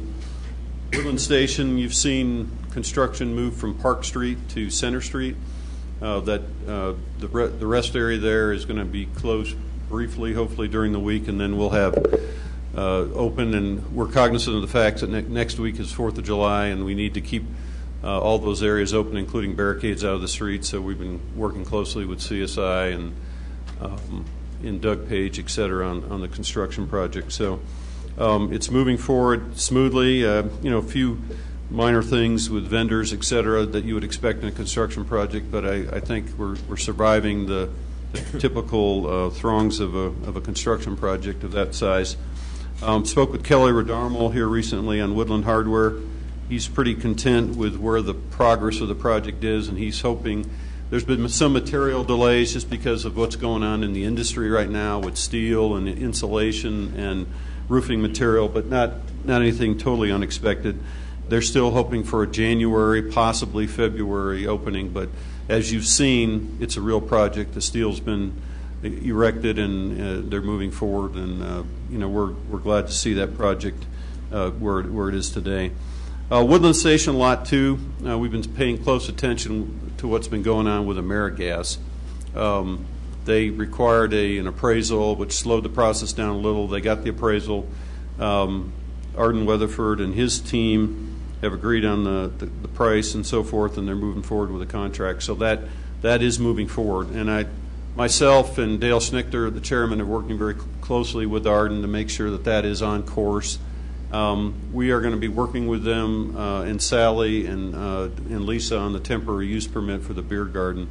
We hope to see that in place in the month of July. I will say that at the 4th of July celebration within the old skateboard park facility, I believe Bear Works has got a permit to erect what they will have as a kind of a small example of what the beer garden could be. So take a look at that if you have an opportunity to visit them on the 4th. And then just development interest in Lot 2 has been high. There's a team, I remember Kip Unruh, that name probably is not unfamiliar to you, is working closely with Arden and one other individual for the development of Lot 2. So there's a lot of discussion going on as it relates to Center Street exposure and Lot 2. So it's a good story moving forward. Trail Ridge Apartments, we adopted, the board, DDA board adopted the TIF agreement, and it's a sliding scale agreement that goes for 15 years and a total $1.2 million payoff within that 15-year time horizon. I think that's a good instrument in terms of how we deal with projects of this magnitude moving forward, being able to accomplish not only the ability to, in this case, looking at fire and ambulance as an end user, given that it's a new boundary location. Also, the fact that we now have a real project where we can pay off this DDA loan from the city to the DDA. So this is one example that I will tell council that progress moving forward in terms of how we deal with the real issue of debt and revenue stream and financing. Overall, DDA boundary activity outside of Woodland Station, I'll mention Paradise Lodge, Cenex site, the convenience store site that had closed down, Bucks, Foxworth, Galbraith, and Lachina Auto are all in play. There's some activity, and I work daily with the individuals either in letter of intent or real estate contracts, and a high level of interest. We are busy. We have a lot of activity going on, not only within the DDA boundary, but within the city. A lot of interest. You're all familiar with the economic reset that we've just gone through. There's only about 2 or 3 properties in the city, in or outside the DDA, that haven't gone through that reset. Some of them I just described, and they'll be consumed in one way or the other because there's a lot of heightened interest about these properties. And more to come as we talk more and can give information on those various projects, but just want to say that there is a lot of activity. The hospital, we have an 85-bed nursing facility slated for construction startup, I'll say late summer. We're working with the developer, the hospital, along with Department of Local Affairs, Clay Brown, Cripple Creek Victor Mine on an energy mineral impact grant, working with Kip Wiley relative to a water line loop and lowering, right? It's about a $350,000 project that will go through that DOLA grant process, and we've got a proposal to Cripple Creek Victor Mine for the match on that. So that's an ongoing economic development effort, if you will. Even though it's outside the city limits, that's obviously a big project. I think what you're going to see with the hospital is a senior footprint moving forward with nursing, assisted living, probably senior apartments. That campus is well suited. This is sort of sets the template for moving forward from an infrastructure standpoint on that. Also, the Willows project I mentioned, it had been mentioned previously at 67 in Valley View. A developer interest there. They have a letter of intent into Chaffa. That project is currently under contract with the current owner and the developer interests, who happens to be out of Denver and well seasoned in tax credit housing proposals of this nature. So we're looking forward. He has a very good track record of getting approved in the first round, so we're crossing our fingers for end-of-year approval on that. As Gary mentioned, we submitted the Main Street application today. I particularly want to thank staff members Carol Lindholm and our intern, Emily Solomon, for contributing to putting that application together, and we're excited about the outcome of that. And again, that's through DOLA, Department of Local Affairs, administers the Main Street application. Banners and baskets, you've seen, I think we put in our last basket today. Dana Connor from Native Bloom has been working with that through the weather and everything, and we're pleased with that, and the new banners are up. I see Tanner, who was instrumental in the design, and also Jan Kummer was involved with that, and again, we're excited about having those up finally. I want to remind everybody, Aspen Valley Ranch Mountain of the Sun concert, which is going on this Saturday. It starts at 11 with the Flying W Wranglers and a lot of really good progressive bluegrass bands. I encourage you to go. I think it goes from 11 to 8 p.m. We're helping somewhat with some overflow parking, but well organized. It's been traditionally well attended. I think last year they might have had close to 1,000 participants. Vendors there. It should be a fun day, and I recommend going out. The Economic Development Office, through the Marketing and Advertising Program, much through the efforts of Carol Lindholm, on your desktops are the bags. We call them the promotional tote bags. I have to thank our city manager, Dave Buttery, and Mayor Turley, and Jan Kummer and Carol Lindholm for putting together the design and color coordination, et cetera. I think we've got 2,000 or so ordered, something like that. We are using those in a promotional effort. The mayor's been involved with the American Legion baseball tournament. We also have another tournament. I think to date, Jan has stuffed some 1,000 tote bags that will go to those various events, basically getting the word out about our community from an advertising marketing perspective. In the bags, you see the tourist maps, which our office put together with the postcards. The the overall distribution of the tourist maps, 125,000 distributed in Colorado Springs, Pueblo, Canyon City, Divide, Woodland Park, South Denver, Armed Forces bases in Colorado Springs, welcome packets, Shriver, Fort Carson, Air Force Academy, Garden of the Gods Visitor Center, Colorado Springs Airport, Colorado Springs Visitor Bureau, visitor centers and chambers, all advertisers plus miscellaneous and other local businesses. So it's got a big bang distribution. The postcards, 50,000 sent out, Colorado Springs, Monument, Palmer Lake, Manitou Springs, Woodland Park, and El Paso County. People are going to know about Woodland Park. Additional advertising currently in place, KOAA Channel 5, TV commercial and online Woodland Park events calendar. The TV commercial is available for viewing on the Woodland Park Facebook page. In fact, Kelly Simpkins, city staff, put it on Facebook today at 11 a.m. From 11 a.m. to 4:40 p.m., we had 1,423 hits on that 15-second commercial. And if you haven't seen it, it's on the City of Woodland Park website. Check it out. It's pretty cool. So KRCC radio spot currently airing advertising Woodland Park and Woodland Park events. Sidewalk billboards are located in Colorado Springs downtown and in Colorado Springs city parks, i.e. Red Rocks Park. Billboards promote Woodland Park and events calendar. Colorado Springs Independent online ad beginning June 28th. And in Sky Sox games, Woodland Park is being promoted during 1/2 inning per home game as a place to visit, and the local events are mentioned. And then finally, the Military Family Summer Fun Guide, calendar of events advertised in June 2013 summer guide. So a lot of, and we're getting good feedback. We have people visiting both the chamber office and our office just for information, and the word is getting out. We've had the fire, people know about it, but we are open for business, and we are obviously trying to make sure everybody understands that. So any questions, comments council may have, I'd be glad to address at this point. Good job. Good job. Yeah. And in concert with what Brian mentioned, Debbie's been extremely busy at the chamber also with advertising efforts too. So we're hitting them from many different angles. Thanks, Brian. Thank you. Kip. Yeah, we'd like to provide a brief update on water restrictions. May 9th, we implemented level 2 water restrictions. Over the last 2 months compared to last year, we are down 13.5% in water usage. So they're working. Okay. Thanks, Kip.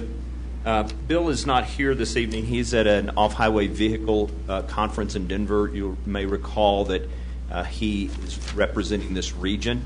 He's there with one of our county commissioners for a 2-day meeting. He wanted me to share with you 2 things. One, our chip sealing for our pavement management plan is ongoing. You've probably driven over some of it if you've been on Kelly's or Rampart or Majestic or many other roads around town.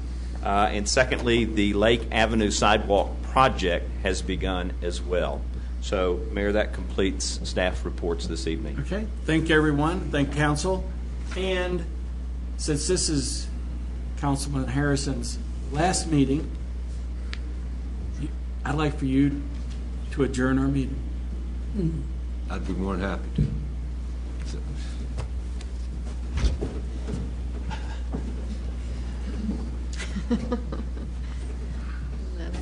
Oh, you don't have to sit. No. I'm going home. Thanks, bud.